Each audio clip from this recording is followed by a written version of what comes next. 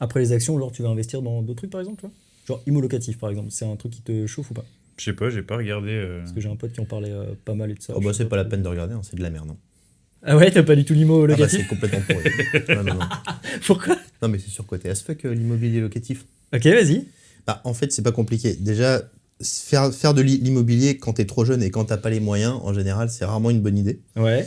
En fait, si on peut parler de deux choses, on peut parler de est-ce que c'est rentable d'acheter sa maison ou est-ce que c'est intéressant de faire de l'immobilier locatif. Mais en fait, l'immobilier locatif, tout le monde a l'impression que c'est un revenu passif. Donc t'achètes quelque chose et après ça, t'as un loyer qui va tomber tous les mois. Oui, oui. Mais la vérité, c'est que c'est que des emmerdes.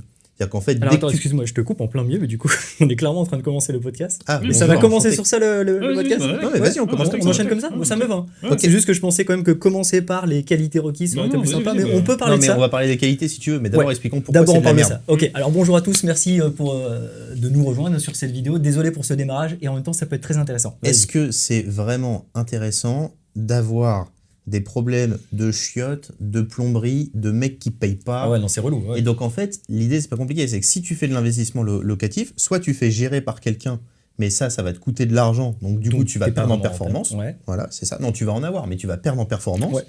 Et si jamais tu le fais toi-même, et ben très vite ça va devenir ingérable parce que tu vas devoir trouver des nouveaux locataires quand tu perds les anciens. À chaque fois qu'il va y avoir un problème X ou Y, ça va toujours être à toi de gérer. Et souvent, les gens qui se lancent dans l'immobilier locatif, ils n'ont pas les compétences, tu vois. Donc tu perds tout l'intérêt de l'investissement, tu te rajoutes juste un travail en plus, quoi.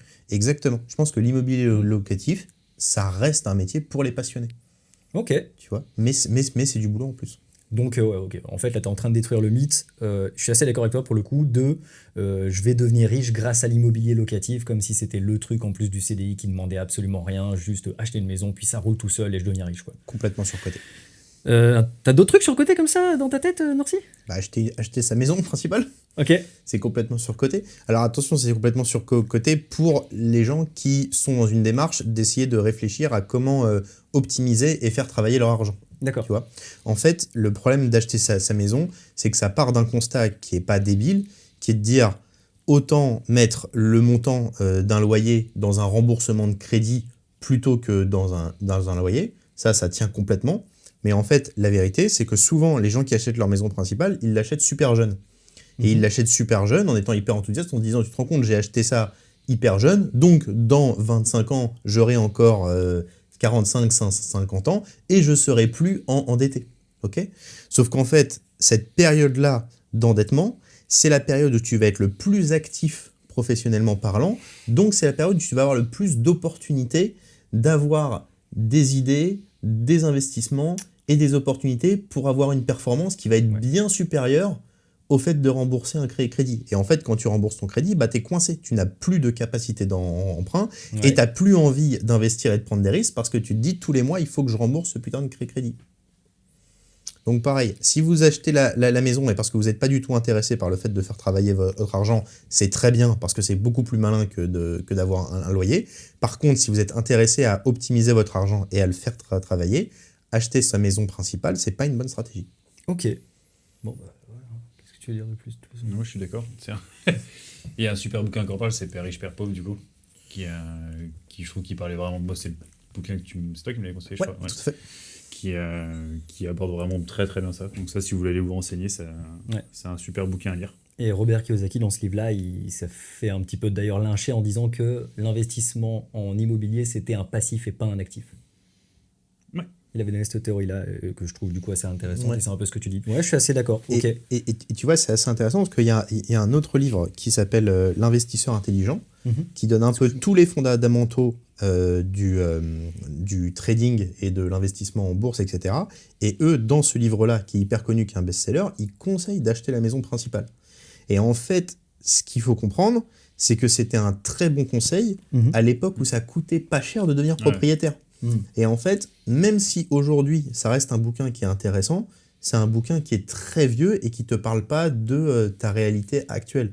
Et après, encore une fois, je nuance un tout petit peu, mais c'est beaucoup moins cher de devenir propriétaire à Toulouse qu'à Paris. Donc là, pareil, encore une fois, il faut regarder, c'est pas les mêmes montants. Ouais, après, globalement, le marché, il a quand même monté, pris à l'époque de nos parents où c'était beaucoup plus facile d'accéder à l'achat. Maintenant, on voit, de toute façon, tu vois bien que les premiers, quand tu es, on va dire, primo-acquérant sur une maison ou sur un appartement, c'est soit que tu as eu un avance sur héritage qui te permet de le faire et d'avoir un gros apport, soit c'est décalé dans le temps comparé à nos générations d'avant, quoi. Ouais, voilà, Et la complètement. revente, la plus-value sera moins forte parce que la génération dessus a fait des plus-values énormes. Ouais, et il y a dessus, quoi. plein de vidéos qui montrent ça par région, par ville, combien de temps ça te prend aujourd'hui pour rentabiliser un investissement immobilier. Et tu vois, c'est intéressant ce que tu dis sur le fait de acheter sa maison avec un héritage. C'est très bien, mais encore une fois, si cet argent-là, il avait été placé dans d'autres classes Ah bah ouais, c'est d'actifs, Il aurait fait Ouais. plus, ouais. tu aurais eu plus et tu aurais pu devenir propriétaire plus tard, en fait. Tu vois. Ouais, c'est clair. D'une meilleure maison, d'un meilleur truc, etc. Voilà. Ok, est-ce qu'on se fait un petit tour avant de commencer la vidéo, peut-être pour parler de... Déjà, c'est quoi le thème du Ouais, podcast? c'est ça, parce que là, Oui, c'est vrai. Commençons on a par pas le dit ça, commencement. super, ouais, le thème du podcast aujourd'hui, on parle argent, on parle oseille, on parle moula, on parle des billets, on parle de tout ça. Ça va être formidable.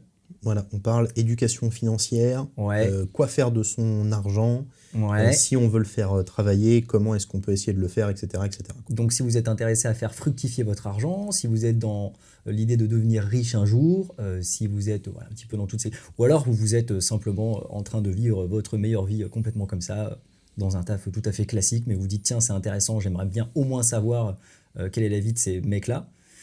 Et bien du coup bienvenue, merci, bonsoir. Et pensez à vous abonner évidemment à la chaîne si ce n'est pas déjà fait. Et maintenant on va pouvoir effectivement se présenter, peut-être parler un petit peu du coup du rapport à l'argent qu'on a, ou plus spécialement de est-ce qu'on a eu une éducation financière et qu'est-ce que ça a été pour chacun. Ça a été quoi par exemple ton éducation financière à toi? C'est quoi ton rapport avec l'argent depuis toujours? Eh ben, moi, dans ma famille, c'était très tabou. Donc, j'ai plutôt pas eu beaucoup d'éducation financière, malgré le fait que j'ai un père, du coup, qui a travaillé en banque d'affaires, etc. Donc, lui, qui avait un métier très, très finance, lui, il voulait pas du tout parler de finance à la maison, pour deux raisons. C'est qu'il disait, je n'ai pas envie de mettre de pression sur vos épaules. Et la deuxième chose, c'est il nous disait, si vous savez combien je gagne, vous allez jamais avoir envie d'aller bosser. Voilà. Et donc en fait, la conséquence de ça, c'est que du coup, c'est resté quelque chose de très tabou et de très flou dans la famille. Et donc, moi, je me suis pas intéressé très tôt à ce sujet-là. Parce que moi, j'en avais parlé dans un autre podcast, mais globalement, ce que j'expliquais, c'est que moi, j'avais vraiment un mindset de besogneux, où je me disais, je vais travailler tout le temps, je vais tout le temps mériter mon argent, etc., etc. Et quand je me suis rendu compte qu'en fait, mon énergie était pas infaillible, je me suis rendu compte qu'en fait, ce travail-là ne serait rentable que si j'arrivais à faire travailler mon argent. Et du coup, comme j'ai un parcours d'entrepreneur, mon premier focus, ça a été d'arriver à faire une boîte qui marche et d'arriver à avoir une rémunération par rapport à ça. En 2019, j'ai eu une rémunération qui a atteint 50 000 € par an. Et à partir de là, j'ai commencé à y réfléchir, mais il m'a fallu quand même 2 ans supplémentaires à maintenir du coup ce revenu-là, parce que ça, on risque d'en parler, mais quand on est entrepreneur, nos revenus, ils sont instables. Donc en fait, c'est pas parce que tu gagnes 50 000 € l'année 1 que l'année 2, tu vas faire pareil. Et donc il m'a fallu 2 ans de plus pour commencer. Donc là, maintenant, ça fait vraiment 5 ans que je fais activement travailler l'argent que je gagne. Ça pourrait être intéressant, effectivement, on va revenir dessus après sur comment tu fais, où est-ce que tu places ton argent, etc. En tout cas, moi, ça m'intéresse et je pense que ça peut intéresser pas mal de gens. On a préparé également un petit jeu et ça va arriver plus tard dans la vidéo. Ce sera le dernier point de la vidéo où justement, on va essayer de discuter tous les trois, de faire un classement de quels sont les meilleurs investissements selon nous. Et comme ça, vous nous direz si vous êtes d'accord ou pas d'accord en commentaire, évidemment, mais on y revient après. Monsieur Étienne, c'est quoi Est-ce que c'est au moment où il dit qu'on va donner des conseils qu'il faut qu'on dise que cette vidéo n'est pas un conseil en investissement? C'est bien, hein. Voilà. Oui. Bah, Cette vidéo n'est pas un conseil en investissement, Maxence. Faites vos recherches, renseignez-vous, etc. Nous, on va juste vous faire un partage d'expérience. Voilà, exactement. C'est un retour d'expérience. C'est voilà. Ça. Moi, contrairement à Nancy, c'était pas du tout tabou chez moi. Moi, j'ai toujours plus ou moins su combien mes parents gagnaient. On a fait des héritages avec la famille qui sont toujours super bien passés. où il n'y a jamais eu de litige, etc. Donc c'est vraiment quelque chose qui est très fluide. Par contre, je différencie ça de l'éducation financière vraiment, parce que c'est pas parce qu'on pouvait parler librement de rémunération que savoir que tu places l'argent, etc., ou que tu en fais quelque chose. Moi, c'est hyper récent, hein, ça va faire 2 ans, je dirais, que j'ai commencé à regarder ça. Parce qu'avant, j'avais des rémunérations qui permettaient que je vive tranquillement et mettre un peu de côté de temps en temps, mais c'était pas un sujet du tout que je me posais en vrai. Et en y regardant après, tu dis, bon, les dynamiques, on reparlera des investissements en bourse un peu, mais quand tu vois l'historique d'il y a 5 ans, tu dis, ça aurait été bien d'y être à 5 ans, quoi. Donc voilà, mais assez léger, et moi je trouve que c'est quelque chose qui manque assez fort en France, on va dire, en général. Ouais. Tu trouves qu'on n'est pas assez pour moi, je trouve que c'est un éduqué truc qui devrait être plus expliqué même à l'école, tu vois. Ouais, clairement. Je dirais que ça fait que depuis 1 an que ça se démocratise vraiment, qu'il y a vraiment des mecs qui se bougent pour essayer de faire du contenu, pour essayer d'en parler, etc. Aujourd'hui, sur YouTube, il y a beaucoup de gens qui en parlent très très bien. Mounir, typiquement, Mounir, il est incroyable sur YouTube. De Finari. C'est un peu sa mission, je trouve ça génial. Et je suis d'accord avec toi, effectivement, on n'en parle pas assez, quoi. Ouais, et puis parce qu'on a un petit côté tabou sur l'argent en France qui est... c'est fou. Mais après, qui est historique aussi. Qui est historique. Et toi, Maxence ? Moi, l'argent, ça n'a jamais été vraiment un sujet quand j'étais plus jeune, parce que milieu modeste, donc mes parents débordaient pas forcément d'argent non plus. Mais l'argent, ça a toujours été quelque chose, tu sais, j'ai grandi avec les phrases un peu bateau, un peu classiques. C'est pas l'argent qui fait le bonheur. Donc ça a toujours été comme ça. Par contre, j'ai eu énormément de chance d'un autre côté, parce que mon père et ma belle-mère, mes parents étant séparés, mon père et ma belle-mère, eux, avaient une culture du travail il faut se lever le matin, il faut aller bosser dur, il faut aller gagner son argent, Donc ils ont énormément de courage, ils ont toujours charbonné dans leur vie, et ils m'ont énormément transmis ça. Et assez jeune, je crois qu'à 14 ans déjà, le 1er mai, il nous accompagnait pour aller acheter des brins de muguet, calculer le brin de muguet, les mettre en paquet, aller au bord de la route et vendre le truc. Je trouvais ça incroyable. Et donc moi, tu vois, vers 14 ans, typiquement, c'était l'époque où il y avait la PSP qui était sortie. Ça va faire hyper cliché ce que je vais dire, mais la PSP, quand elle tombe en panne, elle était ce qu'on appelait briquée. Et en fait, tu télécharges un petit logiciel, etc. C'était pas bien compliqué. Tu mettais sur une carte mémoire et tu débriquais la PSP. Le problème, c'est qu'il y a plein de gens qui ne le savaient pas, qui le mettaient à revendre sur le Bon Coin et qui la revendaient à 50 balles. Alors qu'une PSP, à cette époque-là, tu la vendais 100 balles. Moi, j'ai acheté quelques PSP à 50 balles. Je les débriquais et je les revendais à 100 balles. Ça veut dire quoi, débriquer ? C'est le mot pour dire, en gros, la débloquer. Okay. En fait, ta PSP, l'écran ne s'allumait plus, mais le bouton disait qu'elle était allumée. Et donc, les gens se disaient, elle est cassée, donc je la revends entre guillemets pour pièce. Moi, je la rachetais à 50 balles, je la débriquais et je la revendais à 100 balles. Je te dis pas que j'en ai fait un business, mais j'ai fait ça sur peut-être 10 consoles, quoi. Tu vois, c'était sympa. Ouais, en tout cas, ça a été un rapport que mes parents m'ont beaucoup inculqué, le côté, si tu veux un truc, même pour le Noël, nous, on t'offre, tu as un budget de 50 balles pour ton cadeau de Noël. Si l'année prochaine, tu veux un meilleur cadeau, tu revends le cadeau d'avant. Tu reprends l'argent, tu l'additionnes, tu me files la thune, moi je te prends un cadeau. Et du coup, ça m'a donné un petit peu cette logique-là. Donc je trouve qu'ils m'ont donné une bonne éducation financière, même si, à l'inverse de ça, j'ai pas grandi dans... pour moi, l'argent, c'était pas bien, il fallait pas déborder d'argent, l'argent, ça faisait pas le bonheur, etc. Et je pense que mon père avait été beaucoup traumatisé aussi par un divorce qui lui a coûté très très cher. Donc évidemment, il était un peu biaisé. Voilà un peu le rapport du coup que j'ai à l'argent. Ok. C'est pas mal, ça fait un bon petit tour. Ouais, c'est un bon début. Est-ce qu'on peut attaquer du coup les points qu'on aurait dû attaquer initialement dans ce début de podcast ? Ouais. Et du coup, moi les amis, j'avais noté cette petite question-là, c'était selon vous, quelles sont les qualités requises pour devenir riche ? Ok. Ça veut dire, pas pour nécessairement s'enrichir un petit peu, etc., mais vraiment là, quelqu'un qui se pose, qui se dit, moi je veux devenir riche, j'entends vraiment riche, pas juste avoir un bon salaire, un bon petit salaire, entre guillemets. C'est quoi les qualités, selon vous, qu'il faudrait avoir, si on devait les résumer ? Tu veux commencer, Étienne ? Oh, vas-y. Voilà. Je te laisse aller au charbon. On commence les exercices d'improvisation. Alors, les qualités pour devenir riche, je pense que déjà, l'important, c'est d'en avoir envie. Et dans le rapport d'en avoir envie, je pense qu'il faut arriver à comprendre que tout le monde a envie d'être riche. S'il suffisait d'appuyer sur un bouton, devenir riche, je pense que personne n'appuierait pas sur le bouton, tu vois. Mais en fait, il faut comprendre qu'avoir envie de devenir riche, c'est être prêt à faire les sacrifices et les efforts qui vont dans cette direction-là. Donc ça veut dire être prêt à se priver pour mettre de côté, se prendre du temps pour se former, pour qu'est-ce que je vais faire de cet argent que j'ai mis de côté, et ensuite accepter que sur cet apprentissage, les erreurs coûtent naturellement de l'argent.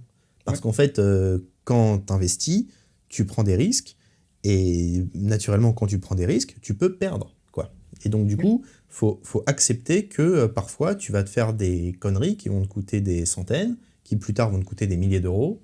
Et donc, c'est le fait d'être OK pour comprendre que ces montants perdus sont des apprentissages. Je pense que c'est une bonne qualité pour devenir riche.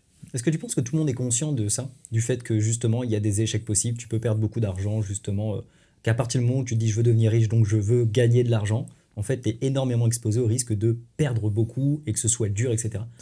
En tout cas, je trouve que les lois sont bien faites dans le sens où il y a beaucoup de messages de sensibilisation à ce sujet-là. Je pense que... Sur les jeux d'argent, oui, mais typiquement, par exemple, si on parle d'entrepreneuriat, je suis pas sûr. Tu vois, par exemple, si tu veux ouvrir un compte pour aller en bourse, tu es obligé de répondre à un questionnaire qui vérifie tes compétences et notamment le fait que tu es en train d'acheter des produits à risque où tu peux perdre de l'argent. Tu vois. Et donc, le fait d'avoir mis cette barrière à l'entrée qui est de dire que pour ouvrir un compte, tu dois valider ce questionnaire, et ça t'oblige à te renseigner et à savoir... T'as pas ça sur les applications, Si, typiquement, Si, quand t'achètes? bien sûr, c'est obligatoire. Ouais. C'est obligatoire. Alors c'est quoi? C'est un texte que tu dois cocher? Ouais, C'est un QCM. C'est un QCM, ouais. Ah ouais? Ah ouais. Sur une petite application sur laquelle tu peux acheter Sur, une fraction sur, d'ETF ou un alors truc on va comme le ça? citer, hein, nous c'est Boursorama. Enfin, Oui, nous on est Boursorama. sur Boursorama. Si tu Et ils te ouvres un font compte un sur Boursorama, QCM. tu dois remplir. ton Si tu PEA, rates le t'as QCM, un- ils te font pas Et tu remplir. l'ouvres pas. Ouais. Tu dis, ils disent, t'envoient un message, ils disent Retourne travailler. va te former, va te former et repasse le Ah, mais questionnaire. vraiment, et c'est vraiment ça, c'est Ah, c'est retourne travailler. incroyable. Ouais. C'est possible qu'il l'ait mis en place ces dernières années, parce que j'ai souvenir d'avoir déjà fait ça sur Boursorama il y a quelques années, et j'avais pas le souvenir d'avoir eu un Alors QCM. je sais pas quand est-ce que c'est devenu Ok. obligatoire, mais en tout cas, Mais du coup, c'est aujourd'hui, non, mais c'est non, cool. c'est Le obligatoire. fait Oui, qu'il c'est l'ait mis, c'est obligatoire. cool. Je reviens là-dessus, je sais pas si c'est pertinent, mais je le dis quand même. Tu as dit tout à l'heure, je pense que s'il y avait un bouton sur lequel appuyer, tout le monde appuierait dessus pour devenir riche. Je pense qu'il y a des détraqués qui pourraient dire non, j'appuierai pas. Non, je Non, pense mais que- c'est de la je folie. pense que toi, c'est toi avec ton avis. Ouais. Non. C'est toi avec ta vue sur le monde là. Je crois qu'il y a des détraqués. ouais. Non, mais c'est sauf- si vous faites ça, les amis, faites un travail introspectif sur vous-même et repensez le monde parce que là, vraiment, ça va pas. Ouais. Ouais, ça va, ça, je suis assez d'accord. Non, Ok. c'est sûr. Je pense que les personnes qui n'appuient pas sur ce bouton.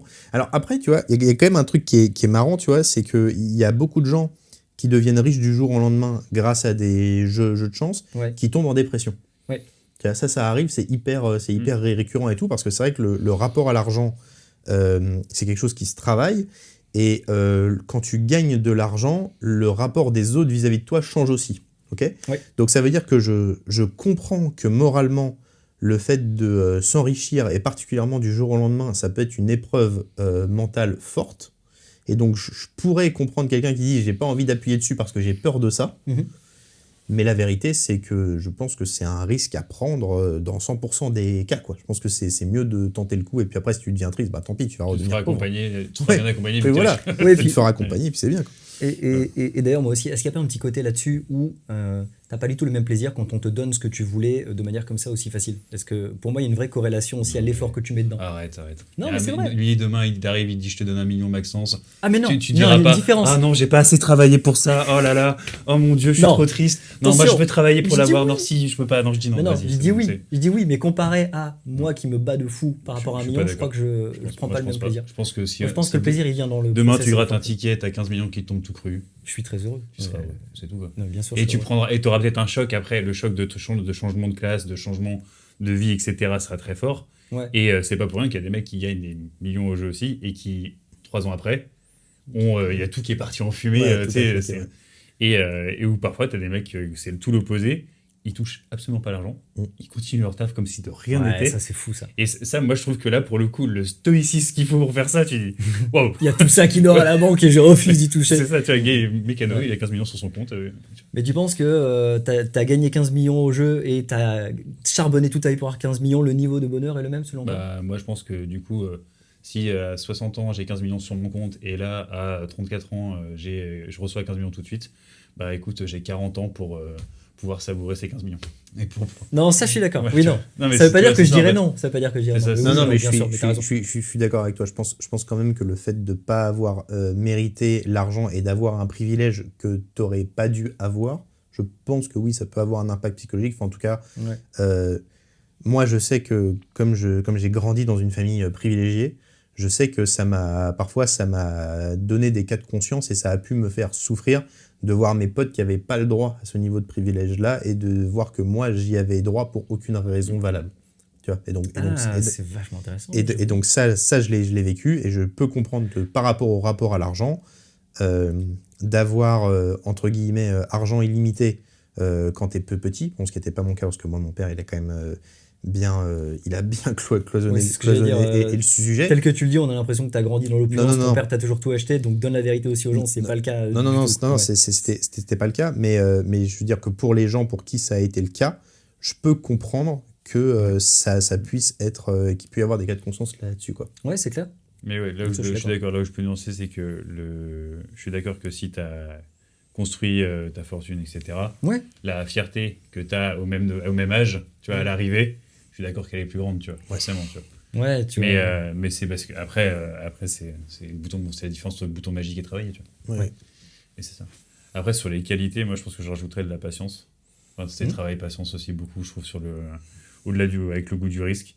Parce que c'est pas comme ça. Enfin, moi, j'ai jamais vu, tu vois. Ça n'existe pas. Tu veux détruire un autre mythe, le Ouais, mythe ça- devenez ça- millionnaire ça- en 6 mois, quoi. Ça se construit en années, ouais, ça, Ouais, je pense c'est que c'est ça. important C'est de un- le dire. Ouais. Et c'est un chemin, quoi. C'est un chemin. Et t'es Tu pas vas- sûr d'arriver au bout, et puis bah. Tu vas à l'encontre de beaucoup de coachs sur YouTube qui disent moi, grâce à ma méthode, grâce au trading, tu peux devenir millionnaire en 6 mois, etc.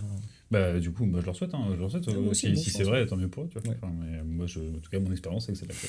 Mais ça fait 10 ans que j'entends ça, et pour l'instant, tous les mecs qui m'ont dit ça sont chez leurs parents. Voilà. Donc, non, mais tant mieux, après, il faut tryhard, c'est bien, il faut croire, faut avoir ses convictions, mais j'y crois pas du tout non plus, quoi. Ok, donc patience, clairement d'accord, ouais. Ouais, patience, Tu vas travailler. Patience, travail. Ok. Tu rajoutes quoi, Maxence, dans les qualités? Moi, je dirais quand même que pour devenir riche, pour moi, ça demande des compétences sociales, des vrais skills en société. Je dirais que ça demande...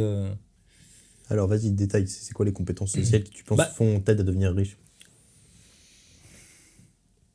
En fait, pour moi, compétence sociale, c'est le fait de bien s'entendre avec des gens, d'être OK, d'aller réussir à connaître les bonnes personnes, à qui tu pourras poser les bonnes questions. Tu vois, c'est un petit peu... De savoir s'entourer, quoi. Ouais, de savoir s'entourer. Tu vois, on dit souvent, par exemple, bah voilà, les contacts, par exemple, c'est très important. Moi, ça, je suis complètement d'accord. Et souvent... Et d'ailleurs, moi, le truc qui m'agace un petit peu, c'est ouais, mais t'as de la chance, t'as les bons contacts. Bah non, j'ai pas de la chance d'avoir les bons contacts. J'ai travaillé le fait d'avoir des contacts aussi, tu vois. Pour moi, c'est un skills qui se travaille, le fait d'être social. Mais je pense que ça, c'est déjà un bon skill, parce que typiquement, tu vois, si t'es asocial, alors tu peux, mais je pense que t'as moins de chance. Donc, je vais miser sur statistiquement. Par exemple, tu vois, une grosse compétence que je mets dans les skills sociales, c'est le fait de savoir vendre. Savoir vendre, tu vois, typiquement, pour moi, c'est une compétence qui est partagée par de grands entrepreneurs. Tu vois, je sais pas, je pense que Bernard Tapie, typiquement, voilà, il était très très fort pour savoir vendre. Bah, je pense que lui, il était que ça, tu vois. Ah oui, il était excellent même pour faire ça. Ouais. C'était vraiment ça. Donc voilà. Ensuite, autre compétence, je dirais que c'est d'avoir la lucidité. Mais tu sais, la lucidité en mode être lucide envers soi, c'est-à-dire connaître ses compétences, mais aussi être lucide envers les autres. Dans le sens, savoir ce que les gens veulent. Parce que moi, une grosse erreur, c'est, et on en parlait un petit peu récemment, c'est il y a beaucoup de gens qui se trompent dans « je vais vendre ce produit-là parce que ça résout un problème », mais en fait, ils sont complètement à côté de la plaque. Ils veulent résoudre un problème qui n'existe pas, et pour ça, ils vont même créer un faux problème pour vendre leur produit. Tu vois ?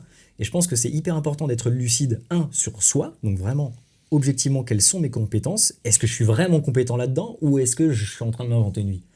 Ensuite, être lucide envers les autres. Et tu vois, limite, la lucidité, avec le premier point du côté social, eh ben, c'est comment fonctionne l'humain, comment ça réfléchit, quels sont les besoins, quelles sont les envies, tu vois, il y a un petit peu de tout ça. Ce que tu décris, c'est le quotient émotionnel. Et ben, du coup, avoir un quotient émotionnel relativement élevé. Ok. Ouais. Et ça, il y a pas mal d'entrepreneurs qui disent que le quotient intellectuel, il est surcoté par rapport au quotient émotionnel. Ouais. Et que le fait d'être capable de comprendre ce que veulent les gens et d'arriver à comprendre quand moi je parle, je suis capable d'anticiper la réaction de l'autre, souvent les gens disent que ça, c'est un skill qui est extraordinaire pour arriver du coup à vendre des choses, à créer de l'émotion chez les autres, etc. etc. Excellent. Alors que le quotient intellectuel, tu peux t'enterrer à essayer de résoudre des problèmes qui sont intéressants, mais qui n'intéressent que toi. Ouais. C'est pour ça que les associations techniciens commerciales marchent très bien. Marcher, ouais.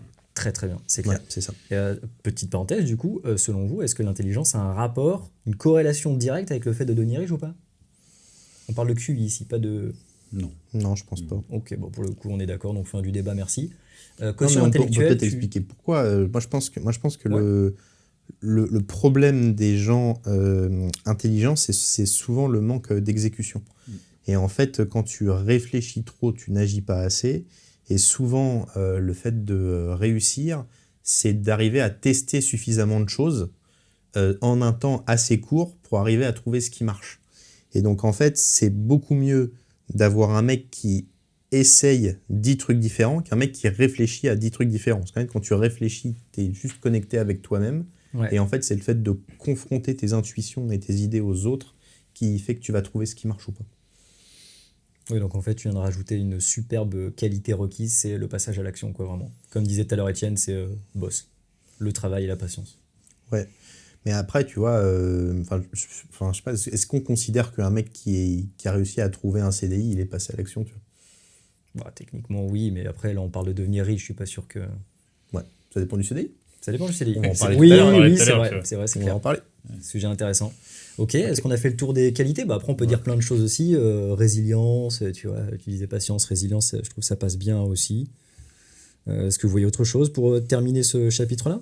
Une dernière, une qualité hyper importante, c'est évidemment l'éducation financière et de prendre le temps de se former. Parce qu'en fait, si tu ne comptes que sur ton travail, que sur ton salaire, que sur ton CDI pour devenir riche, en fait, ça risque de ne pas fonctionner parce qu'en fait, c'est la multiplication des sources de revenus qui fait que tu arrives à avoir une croissance de ton patrimoine et donc prendre le temps de se former, de bien comprendre où tu vas mettre ton argent, ce que tu vas en faire. Je pense que c'est une qualité essentielle. Complètement d'accord. Mais du coup, c'est bien, effectivement, je suis d'accord. L'éducation financière, je dirais même que c'est aussi un des points les plus importants. Et c'est marrant parce que tu parles de multiplication des sources de revenus. Et moi, là-dessus, tu vois, j'ai une espèce de théorie qui fait un petit peu... qui compare le salariat et... alors, le salaire, pardon, et le patrimoine. C'est-à-dire que pour moi, pour s'enrichir, tu peux actionner ces deux leviers-là. C'est-à-dire soit tu cherches à augmenter ton salaire, soit tu cherches à augmenter ton patrimoine. Les deux sont très bien, tu vois. Mais je trouve que tu as un juste milieu à trouver entre ces deux stratégies-là, selon ce que tu veux, mais que typiquement, si tu augmentes ton salaire, pour moi, tu fais de l'addition, là où le fait de travailler à augmenter ton patrimoine, tu vas plutôt multiplier ton revenu. Et si je dois expliquer ça, c'est si au sein d'une entreprise aujourd'hui, tu peux espérer avoir une augmentation de salaire, qu'aujourd'hui tu es à 2 000 €, peut-être que dans 10 ans, tu peux espérer être à 4 000 €. Tu as fait x2, mais globalement, c'est pas énormissime non plus. Ouais. Alors que si tu te concentres sur ton patrimoine, tu peux imaginer plein de choses. Ça peut être de la bourse, ça peut être monter une entreprise, ça peut être investir en crypto, ça peut être investir dans plein de choses qu'on va d'ailleurs voir après. Mais je trouve que tu as beaucoup plus de facilité à faire multiplier ces revenus-là. En fait, je trouve que les deux ont leur avantage. C'est que l'avantage du salaire, c'est que c'est l'argent que tu as tout de suite sur ton compte que tu peux dépenser pour vivre. Là où, mais par contre, du coup, ça fructifie pas très vite.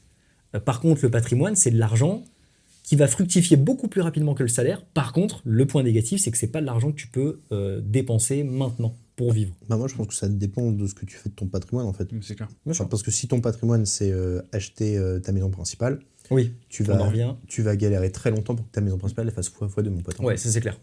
Voilà. Ouais, et puis surtout, en fait, je trouve qu'au lieu d'opposer les deux, en fait, tu as forcément le salaire, c'est ton flux, et donc Ouais. il nourrit forcément ton patrimoine. Ouais. Et que factuellement, si ton salaire il augmente, du coup, ton patrimoine, si tu crames pas tout juste pour comme ça, c'est ton patrimoine il va augmenter.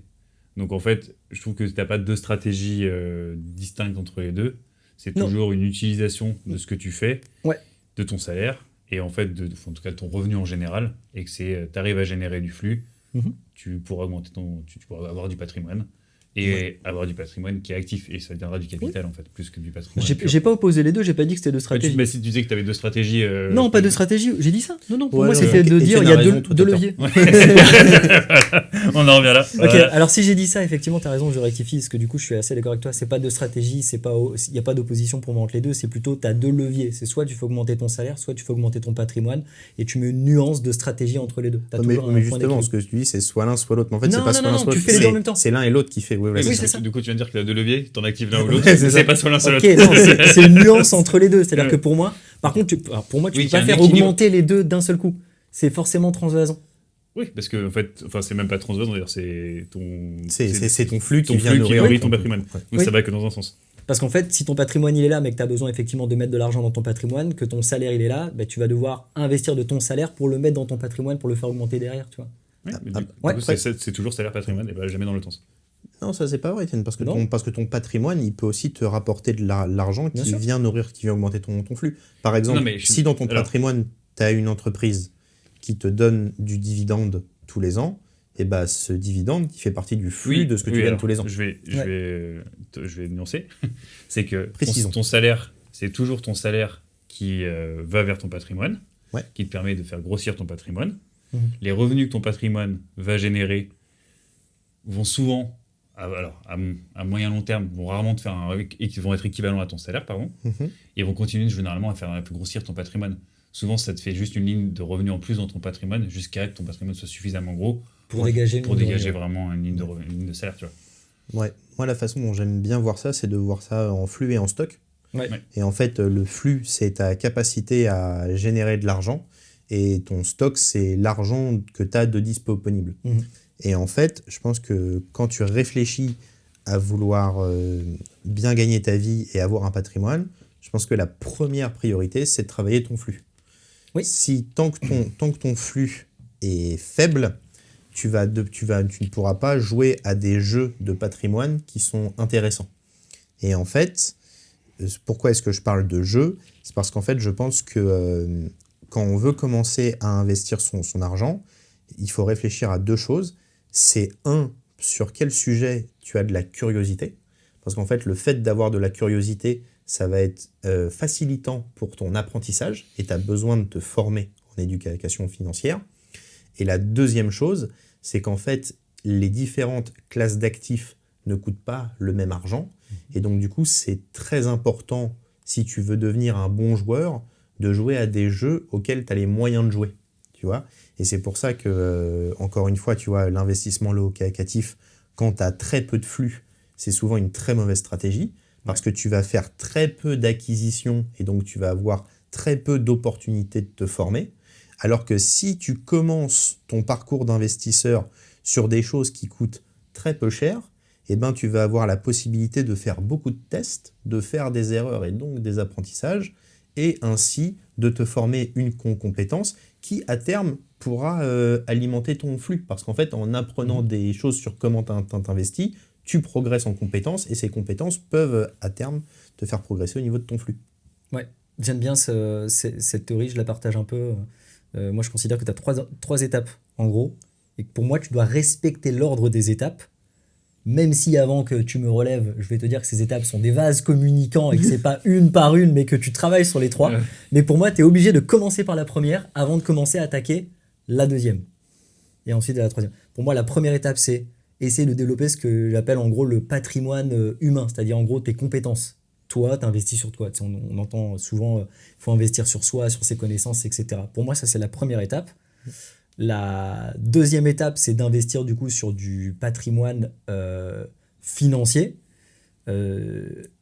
En gros, ce que je vais appeler le patrimoine financier, c'est soit une entreprise, soit de l'investissement, soit quelque chose comme ça, etc. Et ensuite, tu dois réfléchir à du coup augmenter ton salaire. Je m'explique pourquoi je mets le salaire en troisième. Parce que pour moi, si tu te dis très tôt, le plus tôt possible dans ma vie, en tout cas dans les premières étapes, je vais essayer de toucher un salaire, et ben si ton choix c'est de devenir riche, le fait de faire ce choix, je pense que du coup tu vas énormément te limiter dans l'augmentation de ton salaire. Ok, complètement pas d'accord. Ouais, donc tu viens de contredire exactement ce que Nancy vient de dire. C'est-à-dire que tu viens de dire que essayer de grossir son flux, c'est pas ce qu'il faut. Il faut d'abord faire le patrimoine, après faire grossir son flux.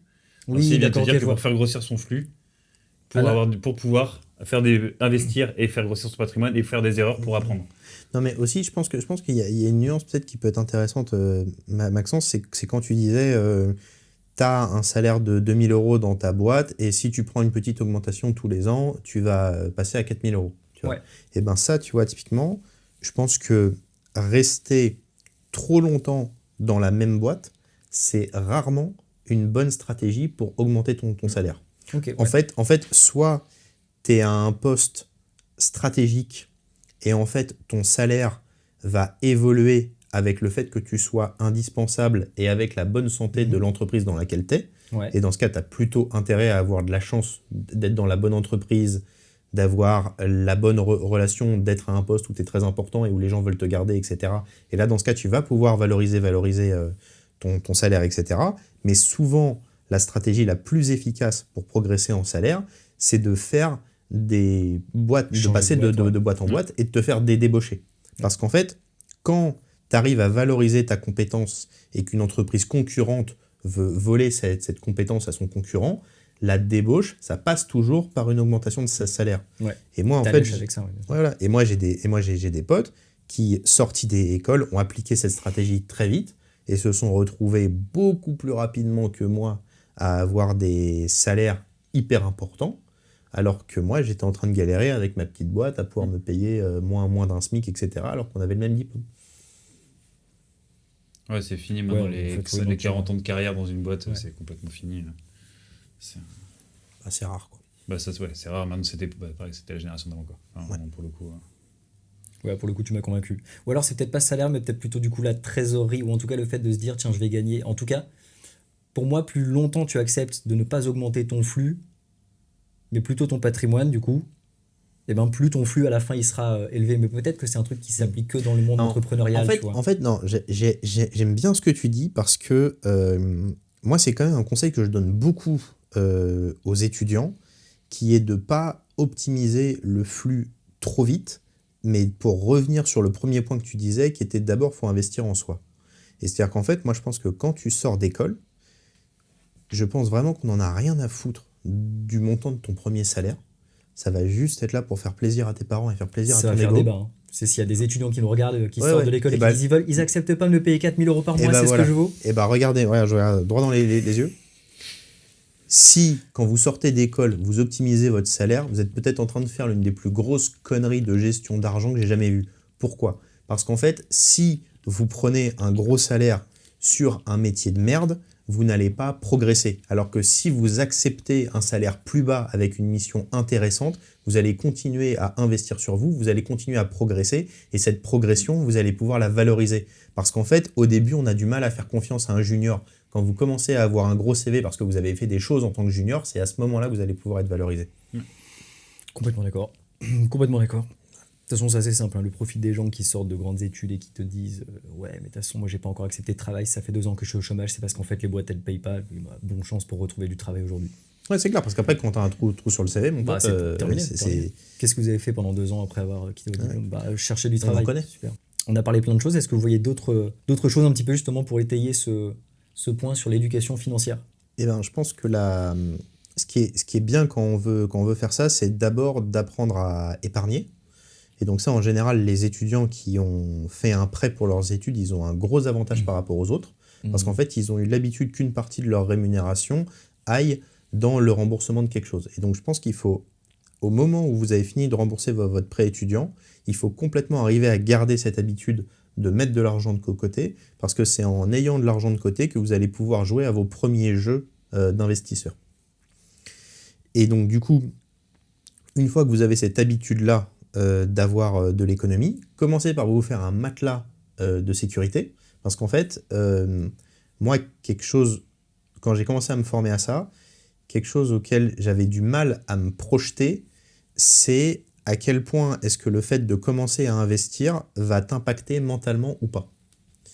Et c'est vrai que moi, tu vois, quand j'ai commencé à me mettre en bourse et que j'ai été confronté aux variations, eh ben, ça m'a vraiment fait quelque chose, tu vois. Et donc, je pense que le fait d'avoir un matelas de sécurité, c'est très rassurant. Donc, je pense que la première chose qu'il faut faire avant de vouloir investir, c'est d'avoir 3 mois d'argent de côté sécurisé. Une fois que vous avez ces 3 premiers mois-là, refaites-vous 3 mois. Et avec ces 3 mois-là de vie, commencez à choisir un premier jeu auquel vous avez envie de jouer.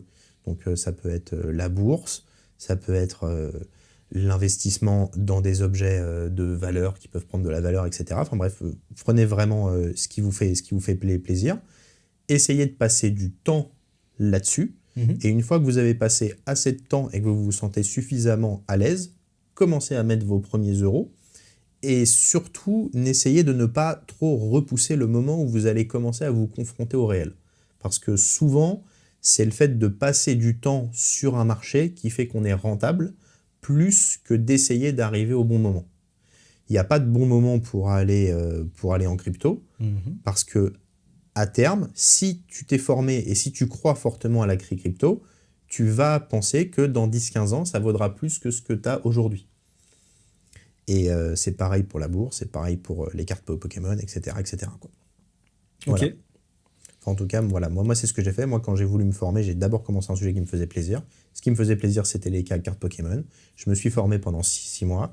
Et une fois que je me suis senti prêt, j'ai commencé à mettre de l'argent tous les mois pour me constituer une collection et essayer de lui faire prendre de la valeur. Et complètement d'accord. J'aime beaucoup ton conseil sur le fait d'avoir un œil sur ton argent. Moi, c'est quelque chose où je sais que, par exemple, on m'a toujours dit que j'étais un détraqué là-dessus. Je gardais mes tickets de caisse et je mettais ça. Et du coup, c'est toi aussi qui m'as appris à faire mon tableau Excel Oseille, le premier en 2016, dans lequel j'ai ça depuis 2016 chaque année. Donc, je mets tout ce que je mets chaque mois et j'ai mes petits calculs. Je sais combien je rentre, je sais combien je sors en charge fixe, etc. J'ai mes petits budgets et tout ça. Et tu disais tout à l'heure une phrase qui, encore une fois, peut faire peut-être écho selon qui nous regarde. Tu disais... mettez de l'argent de côté, et ça je sais que c'est quelque chose, c'est une phrase qui résonne beaucoup dans la tête de gens qui n'ont pas forcément de revenus, qui disent bah ouais mais c'est pas facile pour tout le monde. Et moi je suis désolé, j'ai envie de rebondir dessus, ayant eu des revenus extrêmement peu élevés, je peux assurer qu'aujourd'hui si minimum tu gagnes le SMIC, tu vis. Je vais pas dire tu vis excessivement bien, je dis pas que tu as du plaisir, je dis pas machin, je suis pas en train de dire t'es heureux au SMIC, hein, mais je suis en train de dire que oui tu peux mettre de l'argent de côté en étant au SMIC, effectivement il faut apprendre à gérer son argent. Ça exige. Et en fait, ça reprend ce qu'on disait au début, enfin ce que je disais au début sur le fait d'une qualité, c'est d'en avoir envie. C'est-à-dire qu'en fait, si tu gagnes le SMIC et que tu galères dans ta vie, et ben en vrai, t'es pas obligé de faire de l'investissement si t'en as pas envie. Tu vois, je veux dire, faire de l'investissement, c'est juste un combat de plus dans ta vie. Tu vois. Donc si t'as pas envie de le mener, le mène pas. Mais par contre, si tu as envie de le mener, c'est important d'arriver à te mettre dans des conditions qui vont te permettre de pouvoir y arriver. Tu vois, moi, par exemple, quand j'ai commencé à me former à l'investissement, je gagnais bien ma vie. Il y a eu un moment dans ma vie où j'ai commencé à avoir moins d'argent. Et un truc auquel j'ai réfléchi, c'est OK, comment est-ce que je peux faire pour déménager, diviser le prix de mon loyer par 2 et pouvoir continuer à rester dans cette logique d'investisseur. Alors que si j'avais gardé mon ancien appart, j'aurais dû arrêter l'investissement. Je suis d'accord avec toi sur le côté si c'est pas ce que tu veux faire, et en même temps je sais pas pourquoi je suis qu'à moitié d'accord. Moi je considère que ça devrait être dans la tête de toute personne. Oh, c'est dur, mec. Moi je comprends pas. En fait, c'est comme pour le coaching, c'est comme pour... T'as ce côté, t'as l'impression que cette envie ou l'espèce d'envie de combat que t'as constamment, elle doit être pour tout le monde. Et en fait, les gens, ils ont le droit de pas avoir envie, tu vois. Okay. Ils ont le droit de dire, bah en fait, moi, je préfère, je sais pas, tout le monde mange pas un repas par jour, tu vois. Moi, je préfère mieux manger et être potentiellement en meilleure santé que toi physiquement, et pas investir, parce que du coup, j'ai mis l'argent dans la bouffe, tu vois. Dans ma bouffe, dans mon cadre de vie, dans mon confort de vie. Et ça, c'est quelque chose que tu... Alors peut-être qu'à l'arrivée, toi, tu auras 20 000 € sur ton compte dans 10 ans, enfin même plus, on te le souhaite, tu vois. On te le souhaite, oui. Mais peut-être que tu seras en moins bonne santé que la personne, peut-être que tu... Enfin, tu vois, c'est des seuils de combat. Moi, j'ai ma sœur qui est... à Noël, on parlait de ça, elle dit clairement, moi, je comprends pas pourquoi on devrait gagner plus de 2 000 € par mois. Ok.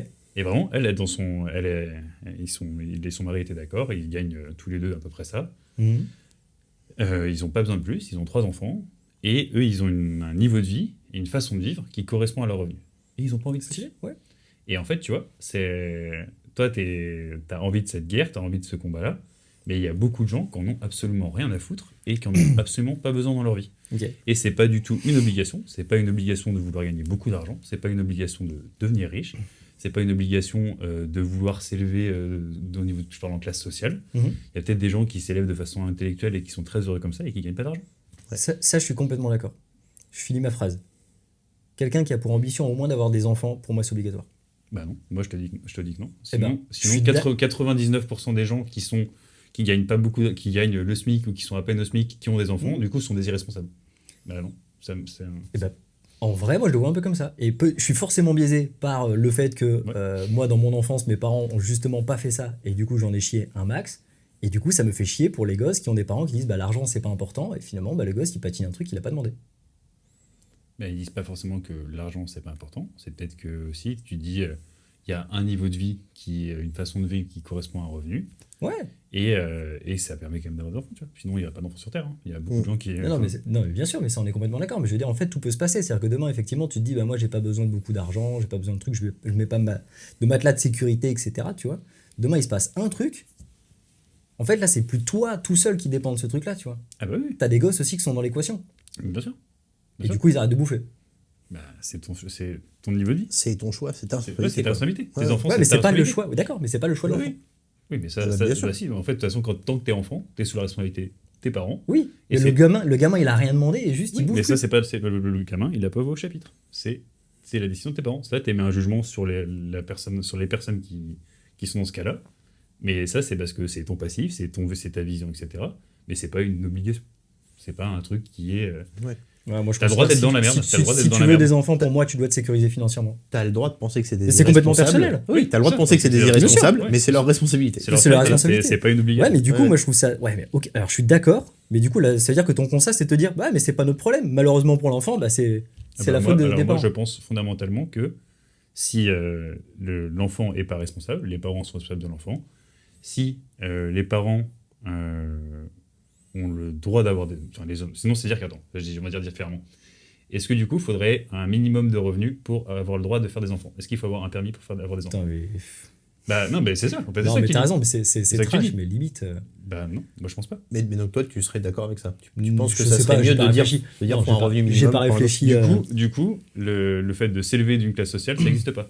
En fait, vu qu'il faut avoir un patrimoine de base, du coup, c'est que les gens qui ont un patrimoine de base et qui ont un revenu de base, donc du coup une classe sociale qui est moyenne supérieure, qui peuvent avoir des enfants, donc c'est que leur production Oui, sociale. donc non, Ouais. effectivement, là, tu donnes un bon argument pour que je dise non, effectivement. Ouais, Et il y a beaucoup Ouais, de non, gens. mais c'est- t'as Ouais, c'est raison, pour ça t'as que j'allais raison. chercher là. Ouais. Et il y a beaucoup de gens qui aussi veulent avoir des enfants comme aussi prolongement de la progression, en disant moi je veux avoir un enfant pour pouvoir lui permettre d'aller à l'école parce que moi j'ai pas pu aller à l'école, pour qu'il puisse avoir un meilleur métier que moi j'ai pas eu, etc., etc. Et en fait je vais me réaliser dans le fait que je vais essayer de donner à mon gosse ce qu'il a pas pu avoir. On est dans une situation où on est quand même deux personnes qui a priori ne voulons pas du tout d'enfants, qui sont en train de t'expliquer à toi qui veux des enfants. Mon amour, ce podcast est formidable, tu vas Pourquoi- adorer. Pourquoi c'est bien d'avoir des enfants, tu vois, et pourquoi t'as le droit d'avoir envie d'avoir des enfants, tu vois. Donc c'est bon, les gars, du coup, je peux avoir un gosse. Ouais, bien sûr, bien sûr. Quand tu auras un salaire. Mais rappelle-toi de la phrase, c'est ta responsabilité. Ton flux. Ton flux. Non, Quand du tu coup, auras un flux. je suis d'accord avec vous sur ce point-là, parce qu'en fait, en disant ça, vous avez complètement raison, c'est que moi, mes grands-parents, typiquement, n'avaient pas beaucoup d'argent du tout, et ils ont eu mon père et son frère, du coup, et en fait, ils s'en sont très bien sortis, ils ont donné des super valeurs, du coup, à leurs deux fils, et voilà, extraordinaire. Et en fait, peut-être que la seule différence, c'était peut-être pas le montant d'argent qu'ils avaient, mais l'éducation financière qu'ils avaient, parce que mes grands-parents, du coup, sont très à Et cheval même sur l'éducation. faire Tout attention. court Ouais, aussi, tu vois. l'éducation. Hein. Et éducation tout court. En fait, c'est. Ouais.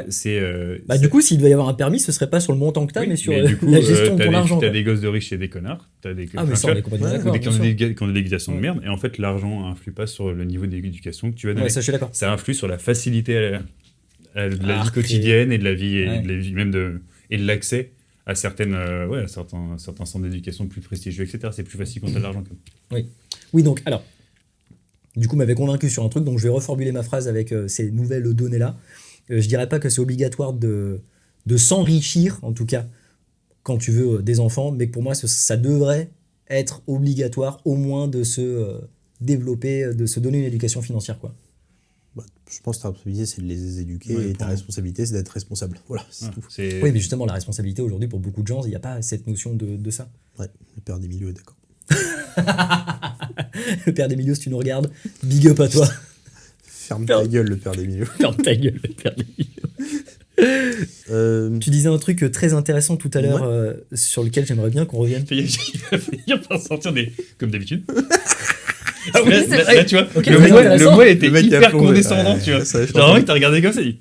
Ouais, je sais, ouais. Je suis en train de plonger là. T'en vois un peu. Non, mais c'est bien, on On continue. fait ce point-là, après on fait une pause avant d'attaquer le classement. Si tu veux. Mais je pense que ça, c'est très intéressant. Tu disais un truc qui était très intéressant tout à l'heure, et j'aimerais bien y revenir. Tu as fait un petit peu les parallèles avec tes potes qui étaient eux en CDI et qui ont commencé à gagner beaucoup d'argent. Et moi, j'ai un truc là-dessus, j'aimerais bien qu'on en parle parce que je pense que ça peut faire débat. Est-ce que vous pensez que c'est plus facile de devenir riche statistiquement en étant entrepreneur ou salarié? Salarié, c'est la pause. Ah ouais? Non, je suis un peu plus nuancé que ça. En fait, c'est pas. En fait, bon, déjà, il faut savoir ce que ça veut dire de devenir riche. Mais si on va dire dans le commun des mortels, le statut de millionnaire, aujourd'hui, le métier numéro 1 qui te permet d'accéder au statut de millionnaire, c'est le fait d'être entrepreneur. Ok. Donc, Ouais. donc, si tu veux devenir millionnaire, être entrepreneur, c'est une voie. C'est dur pour moi de dire la voie royale, mais en tout cas, c'est une voie qui permet d'accéder à ça. Par contre, la réalité, c'est que la proportion de gens qui se lancent dans l'entrepreneuriat sur le nombre de gens qui arrivent à devenir millionnaires Ouais, est voilà. extrêmement faible. Mm.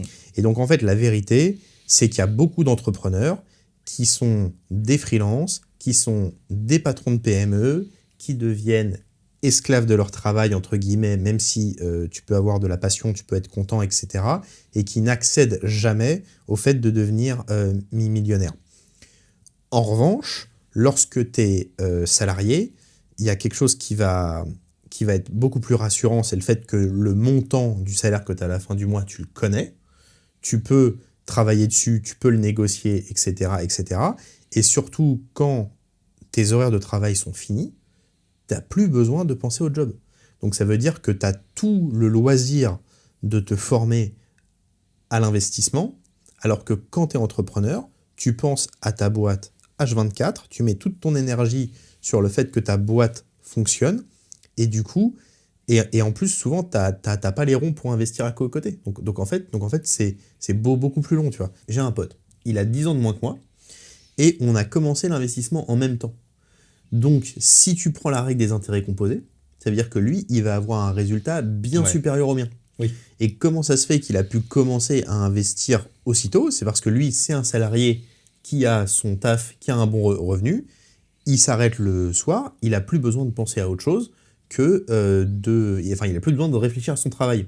Et donc, du coup, il a pu mettre de l'énergie pour se former à l'investissement.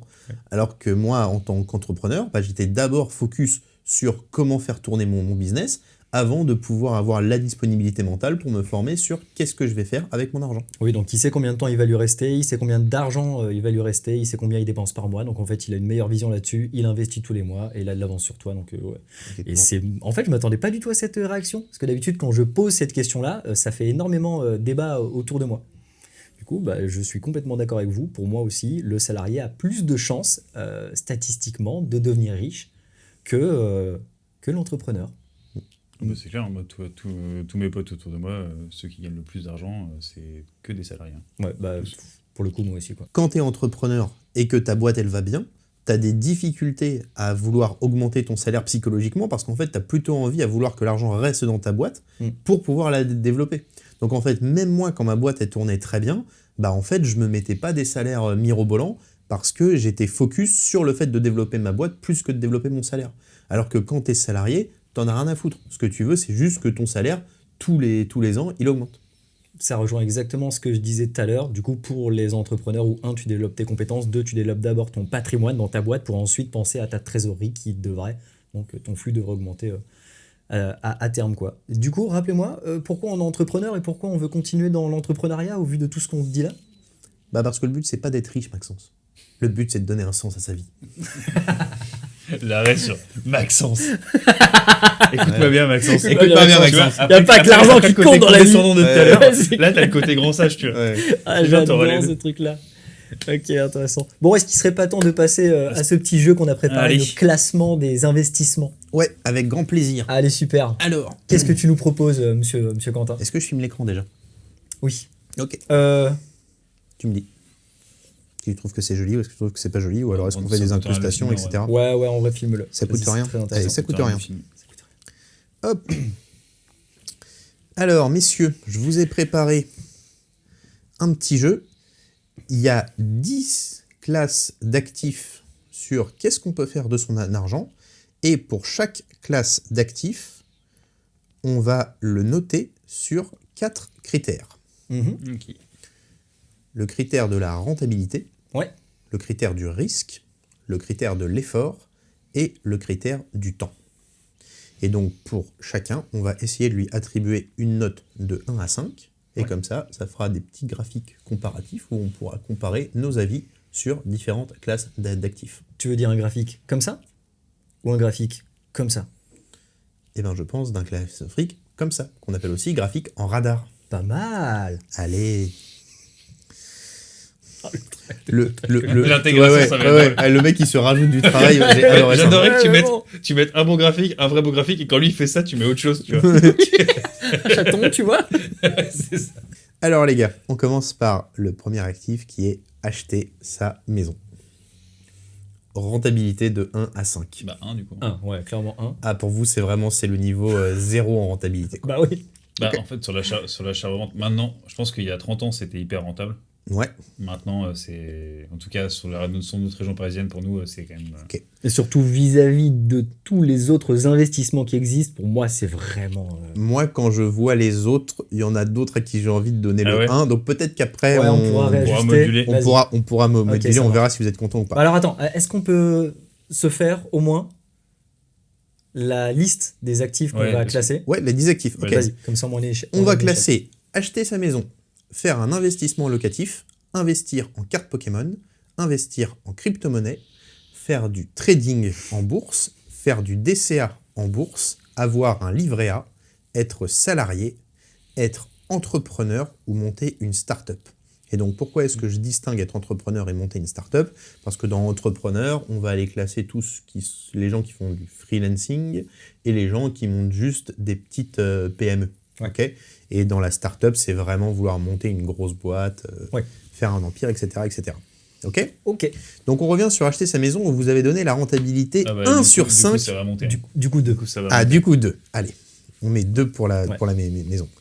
Le niveau de risque. Est-ce que c'est risqué d'acheter sa maison? Non, moi je mettrais 1. Ah, moi, Alors attention, on va monter un. Moi, je dis 3.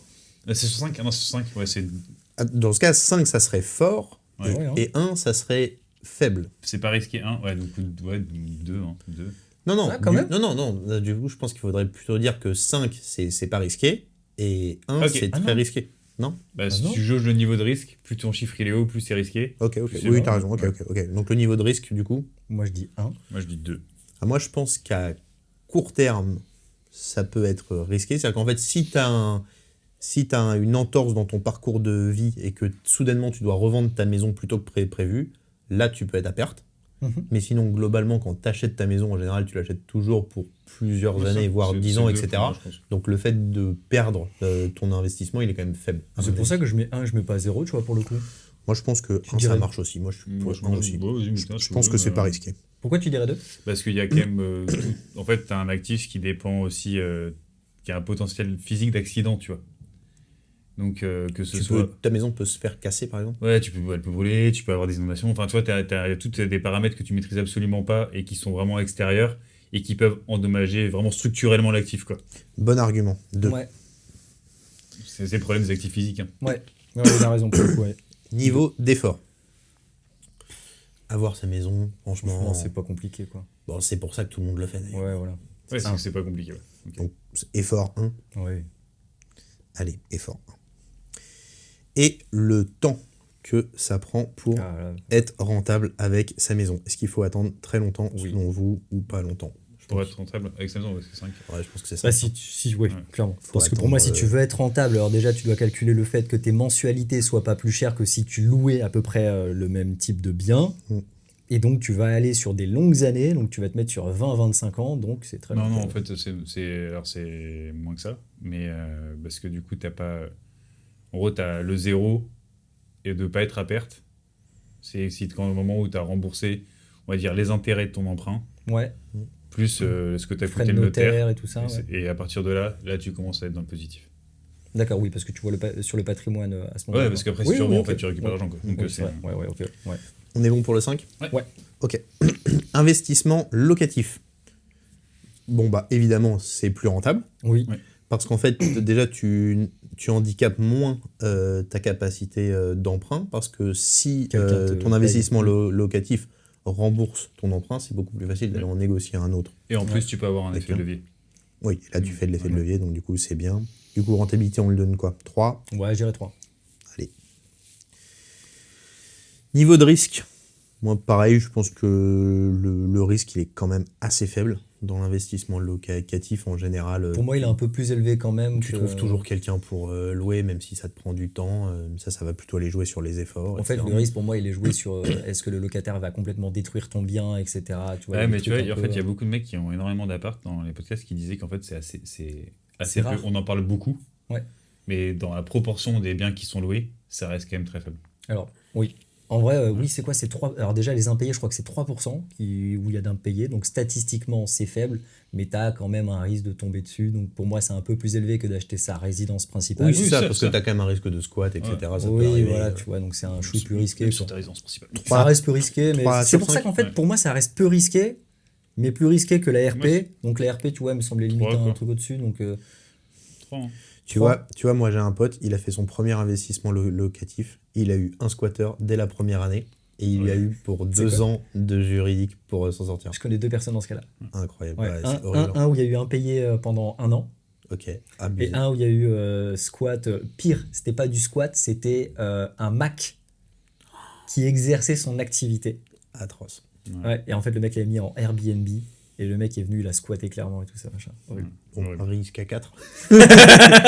Donc finalement, bon après Ok. c'est des exceptions évidemment. Bon, les efforts, bon, bah, ça prend beaucoup plus d'efforts parce qu'il faut gérer, etc.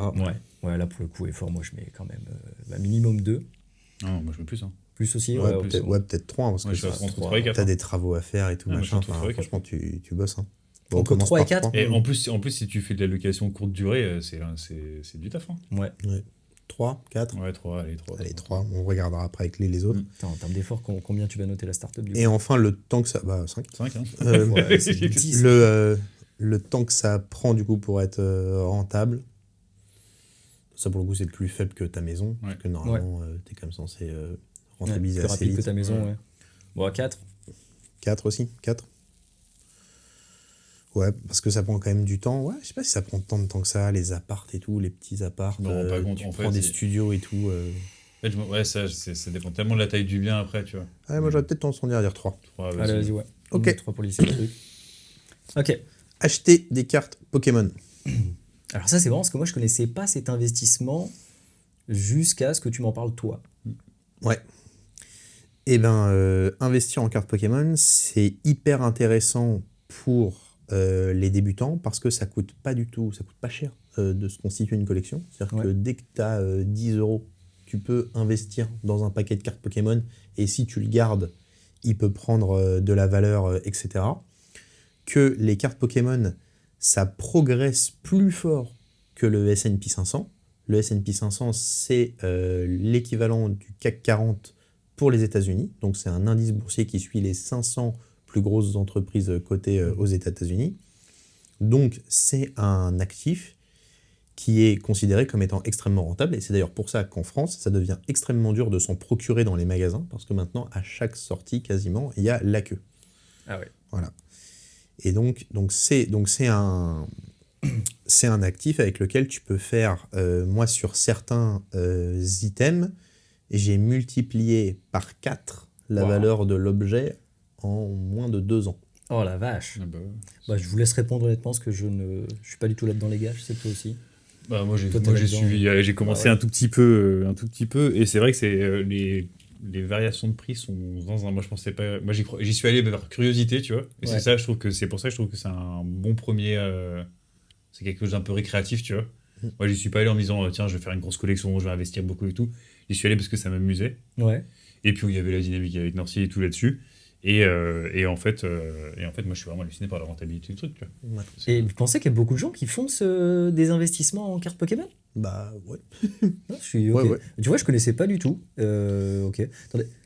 Si vous faites de l'investissement en cartes Pokémon, dites-le en commentaire. C'est vraiment un truc, moi, pour le coup, je ne connaissais pas. Ah, et un truc qui m'intéresse dans les commentaires, c'est si vous faites autre chose comme cartes, mais qui ne sont pas des cartes Pokémon. Ouais. Si vous faites du Yu-Gi-Oh, si vous faites du Lorcana, si vous faites du One Piece, tout ça, ça m'intéresse. Mettez-le moi en commentaire, je serais hyper content de lire ça. J'ai un stock de l'Orcana. Non, Lorcana, Mec, il fait je son garde. marché, là. Ouais, parce que. Lorcana, je garde. Risque. Disney. Ouais, c'est la marque de Disney. Alors, Risque. Alors, le problème des cartes Pokémon, c'est que comme il y a beaucoup de gens qui s'y intéressent, il y a de plus en plus de contrefaçons et de scams. Donc ça arrive qu'il y ait des gens qu'il y ait des vendeurs frauduleux qui vendent des fausses cartes et tout, etc. Donc c'est quand même risqué, etc. C'est un actif que tu dois protéger, parce que tu dois le garder en bon état. Tu as un vrai sujet de conservation. D'ailleurs, la plupart des collectionneurs, par exemple, ne stockent pas chez eux. Tu vois, moi, je suis obligé de payer tous les ans. Je paye un endroit sécurisé dans lequel je dois ranger mes cartes, etc. C'est pour dire à quel niveau il est d'investissement de cartes Pokémon. Donc ça prend quand même. Donc il y a quand tu même. peux donner l'adresse du lieu vite fait, hein. Voilà. Après, est-ce que en fait, ce que je trouve un peu contre-intuitif, c'est que les experts disent beaucoup que c'est un haut risque parce que tu peux pas savoir si ça va monter et si ça va descendre. Mais la vérité, c'est que si tu suis dans le temps, ça progresse systématiquement. Ok. Donc du coup, je pense que tu ne peux pas vraiment perdre de l'argent. En tout cas, ça va être très difficile d'acheter quelque chose et de le revendre moins cher. Je pense qu'il faut que tu précises que là, tu parles d'items scellés qui sont Voilà. pas ouverts. Exactement. C'est ça, Ouais, c'est ça le jeu en fait. d'accord. Ouais, C'est t'as qu'en raison. fait, c'est pas la carte, c'est pas les cartes que tu tires. Ouais. C'est parce que tu as laissé tes items fermés, scellés, bien conservés, où Ok, tu gardes ouais. cette possibilité d'avoir des très grosses cartes qui valent très cher dans ces items-là. C'est ça que les gens peuvent acheter, c'est ça qui va faire monter aussi la cote avec le temps et tout. Tu vois. Et je vais même apporter un complément, Étienne, et tu as parfaitement raison. Les items que tu gardes scellés et que tu as achetés en boutique, c'est quasiment impossible de ne pas être rentable dessus. Par contre, si tu achètes du scellé de seconde main, et ben là, tu vas le payer forcément beaucoup plus cher. Et dans ces cas-là, tu n'es pas à l'abri d'une fluctuation de la cote de l'objet scellé que tu as acheté. Ça, c'est possible. Mais par contre, quand tu achètes boutique et que tu gardes scellé, normalement, tu fais une bonne affaire. Ok. Ok. Wow. Je vais mettre Excellent. peut-être 3 au niveau de risque, du coup 3 sur 5. 3 sur 5, c'est bien. Ok. Les efforts. Alors, pour le coup, investir en carte Pokémon, ça prend du temps. Ouais. Parce que quand il y a des sorties, il faut que tu ailles faire le tour de toutes les boutiques. Donc ça prend quand même du temps. Si jamais tu veux acheter de la seconde main, bah, il faut quand même prendre le temps de contacter les vendeurs, vérifier que les vendeurs sont stables et tout, etc. Connaître etc. la cote, etc. et- Donc, c'est pas zéro effort. Mais c'est pas non plus. Mais après, tu n'as pas de contrainte dans le sens où faire une collection de cartes Pokémon ne va jamais t'imposer de faire quelque chose. Ouais, ça. Contrairement à un investissement locatif où s'il y a une fuite, bah, il y a une Tu fuite. dois y aller. Voilà, tu dois y aller. Donc je pense que c'est quand même. C'est 2, hein. C'est 2 sur 5. Ouais, c'est même, je dirais 1 en vrai. Hein. Bah, pour moi, c'est comme, ça te prend quand même un peu plus de temps que d'acheter ta maison. Parce qu'une fois que tu as acheté ta maison, tu as acheté ta maison. Tu vois. Et là, c'est vraiment. Bah, en fait, je suis pas sûr parce que tu vois, acheter la maison, ça t'oblige à avoir un revenu fixe. Ouais, mais là, c'est du flux, c'est plus ton investissement dans ce cas-là. Ouais, C'est mais du juste coup, tu dois assurer le ouais, flux. mais sauf que comme tu as emprunté, tu vois, le carte Pokémon, t'empruntes pas. Tu vois, Ouais. Je trouve que comme il n'y a pas cette dynamique d'emprunt et cette obligation d'avoir. Tu marches toujours à flux tendu. Donc en fait, ton investissement, ça va toujours à ton flux. Ouais. Et t'as pas besoin de maintenir un flux parce que tu as fait un investissement. Ok, donc Ok. on met 1 en effort du coup. Ouais. Ok. Et la rentabilité en termes de temps, et bah, pour le coup, normalement, tu es rentable dès la première année. En général, c'est très rare que tu puisses pas. Enfin, en tout cas, c'est même instantané parce que souvent, tu achètes en boutique et le jour même, tu peux revendre au marché secondaire un peu plus cher. Moi, j'ai été rentable sur les items ceux que j'ai gardés scellés. Sur les items que j'ai gardés scellés, j'ai été rentable à 1 mois. C'est qu'en fait, quand les nouveaux items sortent, Peut-être il y a même. tellement plus de demandes que d'offres Que de production, ouais. que C'est si ça. tu as la chance de réussir à trouver une boutique où il y a encore cet item-là, tu l'achètes. Bah, Il est déjà rincé, il y a Ouais. déjà plus sur le marché c'est ça. officiel, C'est donc ça. tu peux déjà le revendre plus cher. tu peux déjà quasiment tu peux le faire. Tu vois, les ETB, ça fait x2 tellement rapidement. Ouais, ouais, C'est terrifiant. En fait, t'as un palier, c'est un truc qui coûte 50 balles. T'as le palier qui passe à 100, après ça stagne un peu et après ça continue à monter. Ouais. Mais le 50 à 100, il est tellement rapide, c'est ouais, terrifiant. c'est en un an. En un an, Ouais. ça double en général. Waouh, ok. Voilà. Ça va commencer les cartes. Ok. Pokémon. Crypto-monnaie. Crypto-monnaie, c'est un peu plus dur parce que pour le coup, il y a Ouais. des gens qui ont perdu beaucoup d'argent avec ça. Ouais. En fait, moi, je pense qu'il faut vraiment distinguer tout ce qui est shitcoin et les coins qui sont un peu plus populaires, tu vois. C'est-à-dire que moi, Bitcoin, Ethereum. moi, je pense qu'il y a beaucoup de gens qui ont acheté des coins en pensant que ça allait valoir quelque chose et qui valent aujourd'hui plus rien. Et il y a quand même les gens qui sont un peu plus sérieux, etc., où là, ils ont plutôt mis des fondamentaux sur Bitcoin, Ethereum, etc. Et, Bah après, je pense, enfin, moi, quand j'en ai acheté un tout petit peu, et ce que j'avais vu, c'est que globalement, tu as quand même, on va dire, des valeurs refuges, type Bitcoin, Ethereum, etc. Et après, tu as une volonté de faire du trading, en fait, ou pas, quoi. C'est-à-dire que soit le Bitcoin, pour moi, c'est vraiment, j'ai posé de l'argent dessus, j'ai attendu, et c'est tout, quoi. Et j'ai pas vocation à faire de l'achat-revente. Et je pense que quand les gens qui jouent sur des coins un peu plus fluctuants, tu as vraiment cet aspect trading de tu rentres au moment où tu sors, faut arriver à le gérer tout. Et ça, c'est vraiment une activité de trader pour moi. J'ai toujours entendu dire qu'il fallait jamais trader de la crypto, que c'était hyper risqué. Oui, c'est Ah pour bah ça. si, hyper risqué. Mais le trading, C'est c'est hyper hyper risqué. risqué. Ouais, c'est hyper risqué. Voilà. C'est de l'entrée-sortie, tu vois. Ouais. Et du coup, si on parle de Bitcoin, moi, le risque que je vois, c'est que tu ne comprends pas Ce que tu ce achètes. que tu achètes. Ouais. Et en tout cas, moi, j'ai pas compris ce que j'achetais. J'ai regardé, j'ai suivi, j'avais de la curiosité pour ça, j'ai suivi comment il fallait faire pour l'acheter. J'ai aimé l'expérience d'avoir ton ledger qui est là, de le constituer, d'arriver à trouver la bonne plateforme, etc., la petite recherche que tu as là-dessus. Mais concrètement, le produit, Mhm. tu vois, tu parlais du S&P 500, bah, le S&P 500, on sait ce que c'est, tu vois. Ouais. Bitcoin, bon, comment c'est valorisé? Ouais. C'est juste de la confiance dans une chaîne de valeur, quoi. Enfin, donc Ouais. Bah, en fait, plus abstrait. au début, quand la crypto a commencé à se populariser, il y avait un vrai concept sur le livre blanc, où à chaque fois que quelqu'un voulait sortir une nouvelle coin, il devait travailler son livre blanc, et le livre blanc, ça servait à expliquer l'usage de la crypto-monnaie. Et donc ça permettait aux gens qui voulaient s'intéresser de lire le livre blanc et d'évaluer si ils pensaient que la coin allait avoir de la valeur ou pas. Et ça, pour le coup, je suis pas assez expert en crypto pour savoir si c'est encore d'actualité ou pas. Donc ça, je pourrais pas te dire. Mais en tout cas, ce qui est sûr, c'est qu'il semble que il y a des valeurs refuges, comme dit Étienne, qui sont stables et qui vont, qui était stable. enfin, qui progressent dans. Ouais, mais ça progresse quand même. Oui, Tu vois, même si aujourd'hui il est descendu en dessous de 70 000, il y a 5 ans, tu l'avais pas à 70 000. C'est clair. Voilà. Donc pour moi, c'est quand même un investissement rentable et stable, mais par contre, il va falloir le tenir dans le temps, quoi. Ouais, c'est vraiment un investissement long terme. Et est-ce que tu peux gagner beaucoup d'argent avec la crypto? Bah, je pense qu'il y a des mecs qui ont gagné beaucoup d'argent. Ouais. Tu peux gagner autant que les cartes Pokémon, en vrai, on le met à 4 aussi, non? Ouais, je pense. Hein. Cette phrase est incroyable. Non, c'est vrai. Les professionnels de la crypto vont adorer. C'est sûr. Ouais, Voilà, vous êtes au même niveau que les cartes pense que Pokémon. Chiez-nous à la gueule dans les commentaires, c'est pas grave. Là, vraiment, n'hésitez pas. Là, pour le coup. Risque, Par quoi, contre, en termes de risque, c'est. je pense que c'est très risqué. Bah, si on met très rentable, oui, il faut mettre très Et tu vois, risqué, et ça c'est un truc qui est très marrant, c'est que tous les papes de la crypto disent que, genre, typiquement le Bitcoin, c'est un investissement qui est sûr. Oui. Et- Oui, mais je pense que quand t'es convaincu, enfin, je pense que les convaincus sont sûrs que ça va marcher, quoi. Oui, ils comparent ça à l'or, tu vois. Ils disent que c'est la même sécurité qu'avoir un lingot d'or, sauf que tu veux pas te le faire voler. Ce qui est faux. Mais du coup, Enfin, oui, ce qu'il faut. Ouais. moi je pense que la crypto, ça reste très risqué parce qu'il y a quand même des grosses, variations. Ouais, Ouais. Après, ton risque, tu vas le limiter en étant très longtemps exposé. Oui, c'est ça. Voilà. Tu l'atténues avec le temps, quoi. Mais globalement, moi, je serais mal à l'aise de mettre à moins de 4 Ouais, c'est clair. la- Oui, mais ça reste vu que ça reste du trading, hein, ça reste de la bourse. Hein. termes d'effort, ça demande pas tant d'effort, je crois. En termes d'effort, moi je dirais que c'est que dalle, non? Bah ouais, c'est tu alors, télécharges une application si et... tu es là, alors je trouve qu'il y a un effort sur la compréhension de comment avoir les cryptos, etc.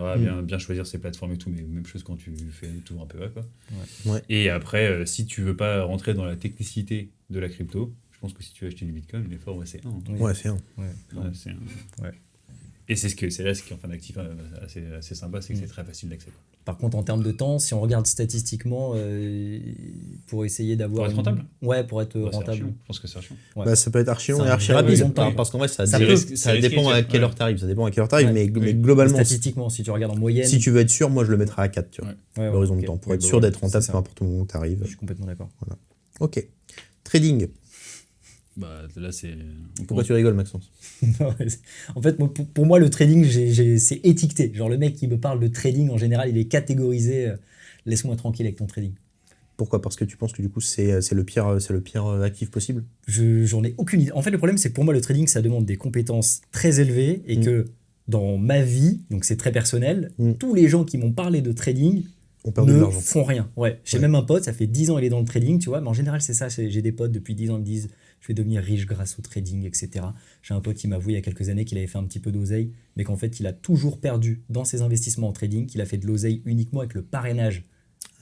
Tu sais, il a bien mis en lumière l'arnaque du trading et des mecs qui pendant des années t'ont dit fais du trading, je suis devenu millionnaire grâce à ça. Ouais. Lui m'a avoué que c'était grâce au parrainage. Donc en général, quand j'entends trading, dans ma tête, c'est allez, vas-y, laisse-moi tranquille. Alors, moi, j'ai des retours d'expérience un petit peu différents. Je pense que le trading, effectivement, c'est un vrai travail. C'est Ouais, ça demande des beaucoup vraies compétences, quoi. d'efforts. Et en fait, il faut quand même se rappeler que la majorité des gens qui font du trading perdent de l'argent. C'est quoi le chiffre, justement? Il y a une étude dont j'ai plus le nom, donc soit on fait une recherche, soit on fait un petit encart, soit je sais pas quoi. Mais, Si quelqu'un a le chiffre en tête, mettez-le voilà. en commentaire. Mais il y a une étude qui est sortie qui dit que globalement, il y a 90% des professionnels qui font moins bien que juste le cours de l'indice. Et c'est 90% des professionnels. Ouais, c'est ça. Donc voilà, faudra vérifier le chiffre et tout, mais c'est vraiment hyper important. Et cette étude-là a montré que Ça veut dire que effectivement, c'était dur. 90% des mecs dont c'est le métier d'essayer de faire en sorte que, en plaçant ton argent, en tradant ton argent, tu fasses mieux que si tu avais juste pris une position un jour et que tu avais laissé pendant X années, n'arrivent pas, 90% d'entre eux n'arrivent pas à faire mieux que ça. Ouais, c'est ça. En fait, Mieux que s'ils ne travaillaient pas, quoi. En fait, ils ont trouvé un truc extraordinaire, c'est que les mecs qui étaient les plus forts à gagner de l'argent en bourse, il y avait 2 catégories de comptes. Les premiers comptes, c'est ceux qui oubliaient leur mot de passe. Ah, ouais. Et les deuxièmes comptes, c'est ceux qui mouraient et dont le compte Mais n'avait non. pas été réclamé.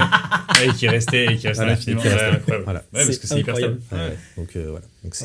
c'est Et compliqué. parce qu'en fait, t'enlèves le paramètre émotionnel. Ouais. Et c'est ça qui est dur. Ouais, voilà. Ouais, non, c'est vrai. Et donc du coup, ça fait que finalement, les gens qui font du trading, c'est aussi des gens qui y vont par ego, de dire je vais essayer d'aller battre le marché. Mais la vérité, c'est que c'est extrêmement dur de battre le marché. Donc moi, trading en rentabilité, je pense que c'est possible, mais que ça demande beaucoup d'efforts, mais que globalement, la plupart des gens ne sont pas rentables avec ça. Oui, puis par rapport à ce que tu dis, c'est un peu ce que je disais dans le précédent podcast aussi, dans un autre podcast, c'est même si tu es conscient du fait que c'est très dur, mais en général, il y a ce petit effet, ouais, mais moi je suis un peu exceptionnel, moi je vais y arriver. Est-ce qu'on lui donne 2 au trading en rentabilité? Je pense que c'est pas mal. Là, pour le coup, Ouais. ça dépend, tu mets le parrainage avec ou pas? Et si tu mets 5? Bah, risque, je vais mettre 5. Ouais, c'est sûr. Tu peux pas mettre. C'est honnêtement, tellement dur. Au vu des chiffres que tu me donnes, oui. Ouais, non, c'est Ouais, puis tellement même si dur. Tu sais que c'est dangereux, quoi. Enfin, tu vois, Ouais. Et en termes d'effort, bah, pour moi, c'est très haut. Parce qu'en fait, il faut, J'ai l'impression que c'est toute la journée. faut y passer beaucoup de temps. Ouais, c'est Ouais, non, moi, ça rend beaucoup de temps. Quoi, 4, 5? Il faut s'y connaître, il faut mettre du 4, temps, il faut vas-y. être là à l'ouverture 4. des marchés, etc. Ça a l'air... Non, et par contre, sur le temps, bah, si tu le fais bien, tu peux gagner de l'argent vite. Parce que factuellement, faire de l'achat-revente, c'est des opérations qui prennent pas beaucoup de temps. Donc pour le coup, tu pourrais être rentable en très peu de temps, mais à condition d'être bon, quoi. Donc Ouais. Ouais, mais c'est ça, du coup, en fait, mais peut-être un risque. On a mis à 4 le risque? on l'a mis à 5. Ouais, 5. Donc un risque élevé, rentabilité élevée, tu vois. Parce que c'est ça aussi. Bah moi en fait moi je trouve que c'est très Non, en risqué et termes de pas temps, rentable, quoi. Ouais, en termes de temps. ouais. Donc tu mets quoi? Tu mets temps très fort aussi, du coup? Bah, je mets que c'est pas très long, tu vois. Ouais, voilà, pour moi, Ouais. c'est pas très long. Ouais. Pour moi, c'est 1, tu vois. Pour moi, Ouais, c'est c'est 1. Si tu le fais vite et bien, ça va être bon, quoi. Ok. Le DCA. Donc là, le DCA, pour ceux qui ne connaissent pas, c'est le fait d'investir en bourse une somme fixe tous les mois. Et en fait, sur les mêmes lignes, qui sont souvent des ETF. Donc les ETF, c'est des bouquets d'actions qui te permettent de limiter ton risque en étalant ton investissement sur plusieurs entreprises. Et donc l'idée, c'est d'aller racheter ce même ETF tous les mois.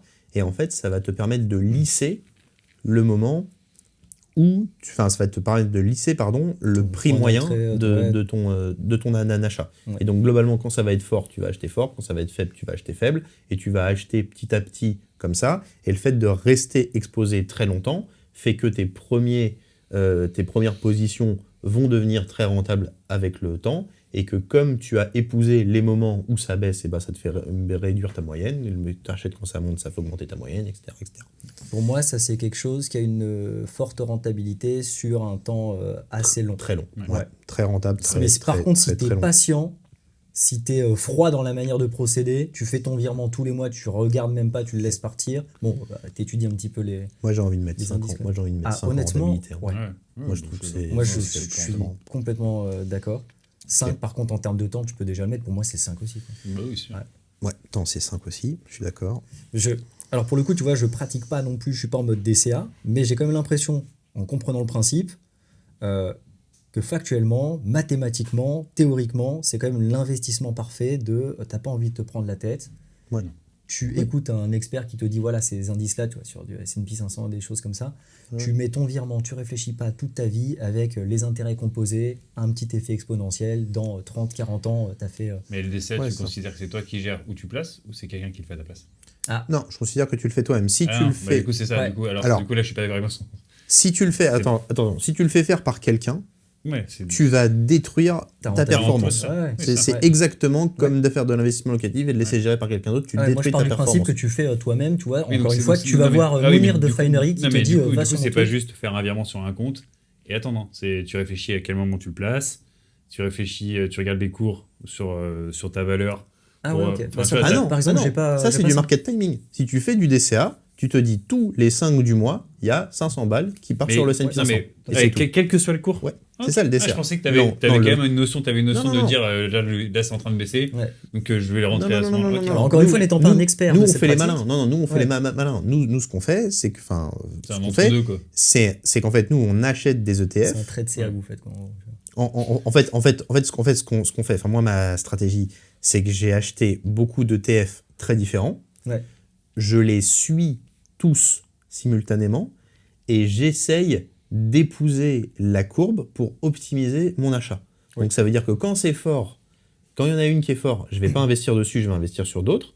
Et quand elle baisse, je vais investir dessus. Tu fais Ok. du DCA optimisé. Mais ça, en c'est gros. pas du DCA. Non, c'est pas du DCA parce que Ouais, moi, pas du pendant tout. 3 mois, je peux ne pas mettre d'argent sur mon ETF. Ah oui, d'accord. Et puis quand tu es rentable, parfois tu vas retirer cet argent-là, etc. Alors que Et- le DCA, c'est vraiment tu continues. Alors non, continues, continues. alors les ETF, je retire jamais. Ça, c'est plutôt quand Ok. tu fais du stock picking, donc quand Ok. tu fais du trading. Tu montes Mais sur- quand tu fais de l'ETF, en général, tu ne sors qu'au moment de sortir de ta stratégie d'investissement. Donc typiquement quand tu es à la Normalement, retraite long et que terme, ouais. c'est ça. Ou quand tu as un pépin de vie et que tu as besoin de sortir ton argent, ça arrive aussi. Mais normalement, le DCA, c'est pas de risque, pas d'effort, parce que tu as une stratégie toute bête de Jean-Michel DCA, comme dit Mounir sur Fininari. Jean-Michel DCA, tous les 5 du mois, 500 balles sur le S&P 500. Ouais. Et, Et il comme y ça. va. Ok. Et il y va. Mais par contre, intéressant ce que tu Ok, dis. ouais. Effectivement, pas passer par les Ouais, banques c'est- traditionnelles c'est- qui te prennent C'est toi qui énormément le fais, de ouais, frais, c'est pas ton etc. placement, c'est Ouais. pas ton placement. C'est ça. Ok. Ouais. Donc du coup, moi, à risque, j'ai envie de mettre 1, les mecs. Hein. Ouais. Ouais. Bon, là, pour le coup, je vais dire un truc, mais je pense que tout le monde le connaît déjà, mais effectivement, ceux qui sont intéressés par le DCA, allez voir Mounir sur la chaîne Finery. Tout le monde, à mon avis, connaît, mais si vous ne connaissez pas, tant mieux, allez-y. Je pense que c'est celui qui en parle le mieux. Et fort, bon, c'est un petit setup. Tous les mois, il faut faire le truc et tout, etc. Mais reste franchement, un, ça reste quoi. 1, quoi. Ouais. Ça reste 1. On bosse pas, quoi. Ouais. Le livret A. Rentabilité, Moins 1, Moins 0,5, ouais, 0. C'est un en rentabilité, un en temps. Un en- Et encore, c'est en Mais, entier. mais non, parce que c'est jamais rentable. Donc en fait, tu mets 50 ans parce que même. Oui, non, mais Ouais. quand je dis en temps en En- énergie. Ouais, En en énergie, effort. dedans, ouais, Voilà. effort. Ouais. En risque, c'est 1. Ouais. En effort, c'est 1. Un. En temps, si tu peux espérer de l'argent, bah, je vais te mettre 5, mon pote, parce que tu vas attendre très longtemps. Quoi. En vrai, Voilà. C'est le pire truc. Ouais. Alors pourquoi? Alors, c'est intéressant d'expliquer pourquoi le Non, il y a livret A. pire, il y a pire que le livret A. Il y a ton compte en banque. Oui, c'est vrai. Oui, T'as oui. ton compte chèque. T'as ton compte chèque, c'est pire que le livret. Alors, 0. alors pourquoi le livret A, les amis, c'est une grosse bêtise de laisser son argent sur le livret A, même si vous êtes un petit peu obligé de le faire parce que vous avez besoin d'avoir votre matelas de sécurité, donc ça c'est bien de le mettre sur un livret A. Mais en fait, votre livret A, il n'est pas bon à long terme parce que le livret A est moins rémunéré que l'inflation. Donc ça veut dire que la quantité d'argent que vous avez va certes augmenter, mais la valeur qu'elle a va diminuer parce que ce que vous pouvez faire avec va baisser. Donc laissez votre argent sur le livret A, c'est pas de risque, c'est pas d'effort, mais c'est zéro rentabilité. C'est pas un investissement. C'est mieux que de le laisser sur son compte courant, Ouais. mais c'est pas un investissement en tout cas. C'est ton matelas de sécu que tu mets dessus. Oui, c'est ça. Voilà. C'est- Alors, salarié. Bon, salarié, c'est très dur à dire parce que, bon, ça va dépendre un petit peu de... Voilà, effectivement, si tu es au SMIC, le temps que tu mets, il est pas rentable. Donc, on va peut-être devoir mettre un peu des précisions. Est-ce Pour, qu'on part sur fixer notre- salaire moyen, par exemple, ou médian? Oui, salaire médian, c'est pas mal. Salaire médian, il était à 2100. 2100. 2100. 2100, bah écoute... C'est déjà un bon salaire, mine de rien, 2100. C'est pas tout Ouais, le monde. ouais, c'est pas tout le monde. 2100. Rappelle, t'as les chiffres en tête, du coup, combien en France C'est- gagne à peu près le SMIC, quoi? Non, c'était pas le SMIC, c'est à partir de 2000, c'était en dessous de 2000, t'as 40% des gens, je crois, qui gagnent moins de 2000 euros par mois. Ok. T'as quasiment la moitié de la population qui gagne en dessous de 2000 euros par mois, quoi.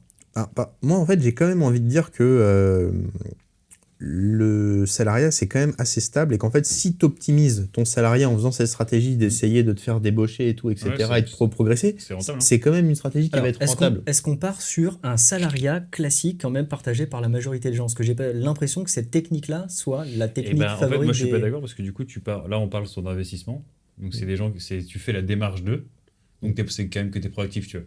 Ouais. C'est-à-dire que même ton livret A, tu as décidé de mettre de l'argent dessus. Ok. Tu vois. Donc on part sur, je suis salarié, mais j'ai Oui. quand même une strat d'essayer d'augmenter En mon fait, salaire, tu etc. Ok. essaies Ouais, non, ça me va. d'optimiser ton Ouais. investissement et ton revenu. Ouais. Et, Donc si on met moi, je lui la mettrais technique 3. qu'il avait parlé Ouais. tout à l'heure, 3, je suis d'accord. tu avais parlé tout à Ouais, c'est l'heure, bien.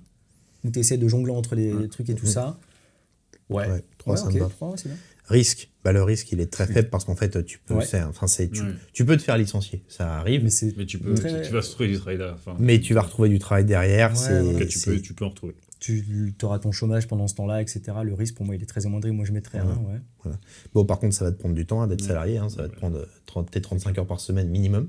Ouais. Et ça va vite monter à 40 et 50 si tu commences à avoir des bons gros salaires. Ouais, c'est Donc clair. là, pour le coup, en termes Ouais, mais est-ce que d'efforts, là, mon pote... est-ce que là, on décorrèle aussi par rapport au fait que quelqu'un qui va justement acheter sa maison, investir, faire des cartes Pokémon, crypto, il a déjà aussi un taf, lui aussi? Je comprends pas. Non, pas forcément. Hmm.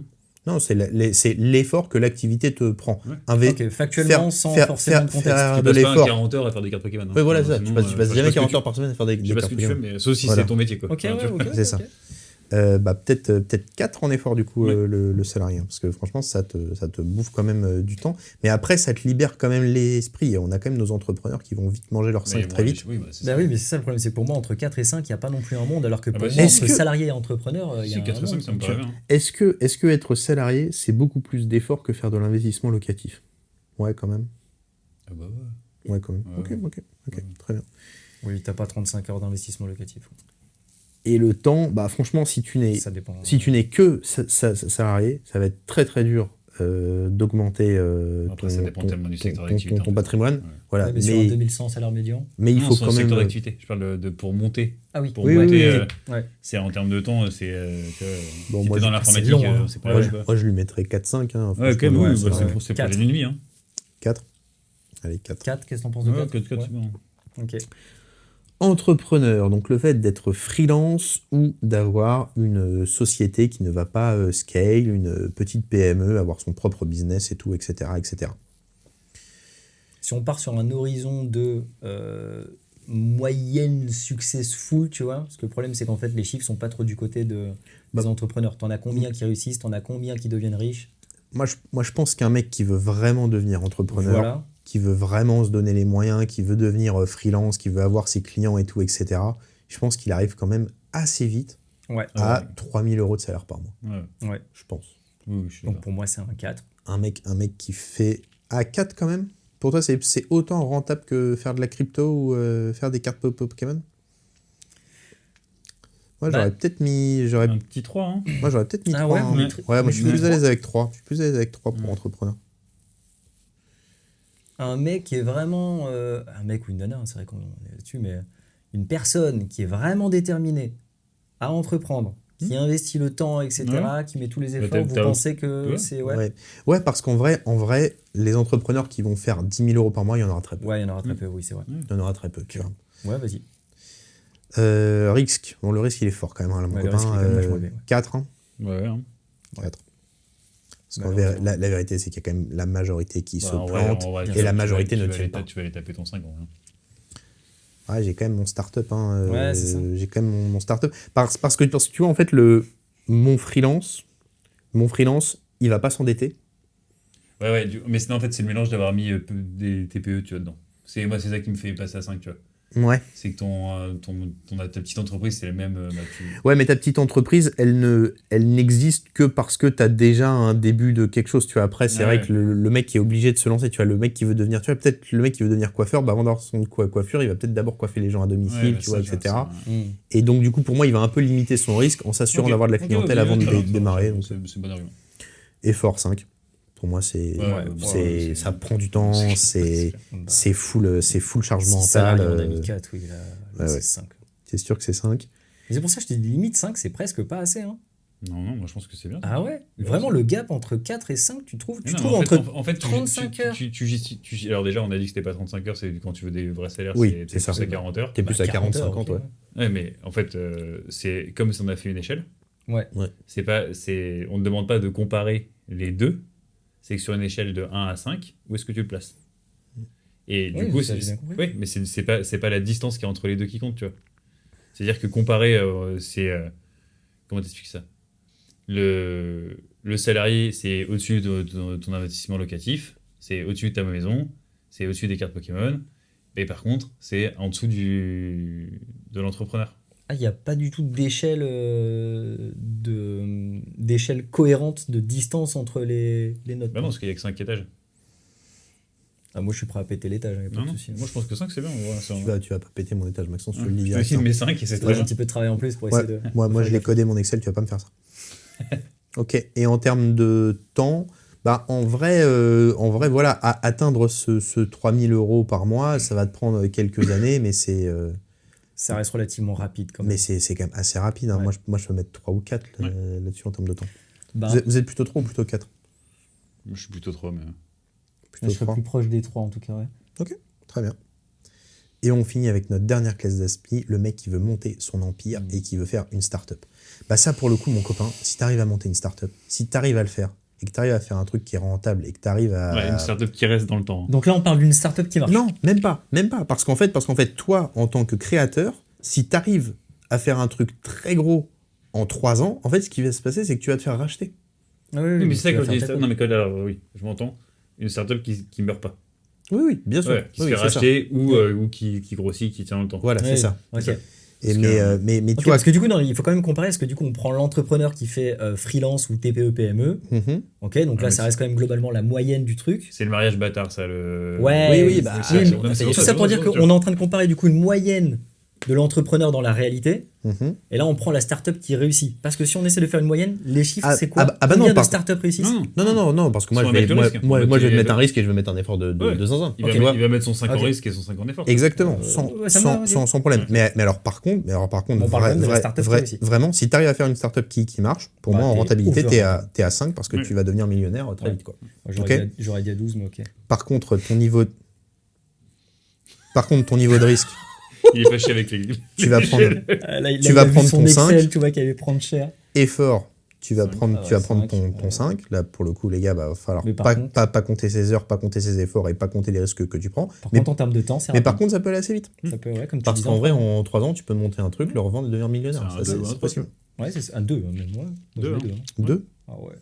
Ça va plus vite que l'investissement locatif, oui.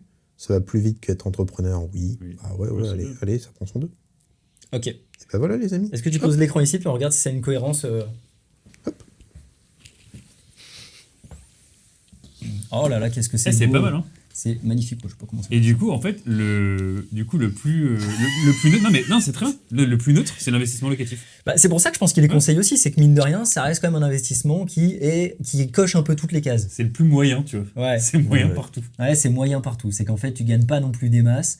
Moi, ce que je reprocherais éventuellement dans l'investissement locatif tel qu'on en parle aujourd'hui, c'est qu'on le vend comme une recette miracle, alors que c'est un peu l'investissement du bon père de famille, quoi. Bah, en fait, l'investissement locatif, il faut quand même se rappeler que c'est quand même du temps et des efforts. Il Ouais. faut quand même se rappeler Oui, c'est ça, et c'est ça un peu qui est un peu survendu Ouais. et qui fait que c'est un peu surcocoté, c'est que les gens disent que c'est un revenu passif alors que ce n'est pas un. Voilà. Ok. Acheter sa maison, c'est beaucoup de temps pour pas grand chose, mais en même temps, c'est pas très risqué. Il n'y a pas beaucoup d'efforts. Et c'est cool. Et c'est, ouais. Et donc, bah, nos investissements préférés, finalement, c'est le DCA et les cartes Pokémon Go. C'est vrai que Pokémon, mine de rien, sur une échelle de temps très peu élevée, tu as quand même une forte rentabilité. Bon, tu as quand même un fort risque, mais ça va. Un risque moyen élevé.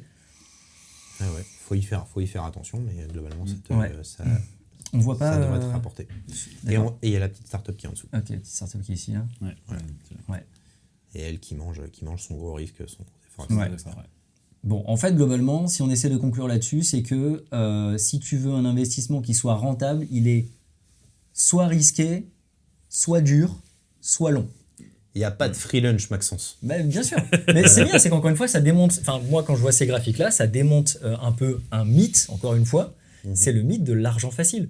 Tu peux avoir l'argent rapidement, sans faire d'efforts, tu vois, sans risque, etc. Enfin, pour moi, ça, c'est vraiment le truc. Encore une fois, c'est un peu la mode d'essayer de vendre des méthodes d'argent facile sur Internet aujourd'hui. Pour moi, ça n'existe pas et c'est un petit peu ce que je conclue là-dessus. Si vous voulez développer votre patrimoine, formez-vous, soyez curieux, allez sur des sujets qui vous font plaisir, parce que si vous êtes curieux et que ça vous fait plaisir, vous allez apprendre plus vite. Acceptez de faire des erreurs, acceptez que ces erreurs vous coûtent de l'argent. Ouais. Et si vous faites des efforts et que vous vous améliorez qui vous êtes, vous allez réussir à développer votre patrimoine. Et rappelez-vous que pour avoir un patrimoine, il faut avoir un flux. Donc avant de vouloir faire de l'investissement, le mieux c'est d'avoir un travail qui paye bien. Faut bosser. Faut bosser. Le mythe de je peux avoir de l'argent sans bosser, il marche pas. Et donc il faut être patient. Ouais. Pensez à vous abonner. Merci de nous avoir écoutés, regardés et à la prochaine. Ciao. Ciao. Ciao.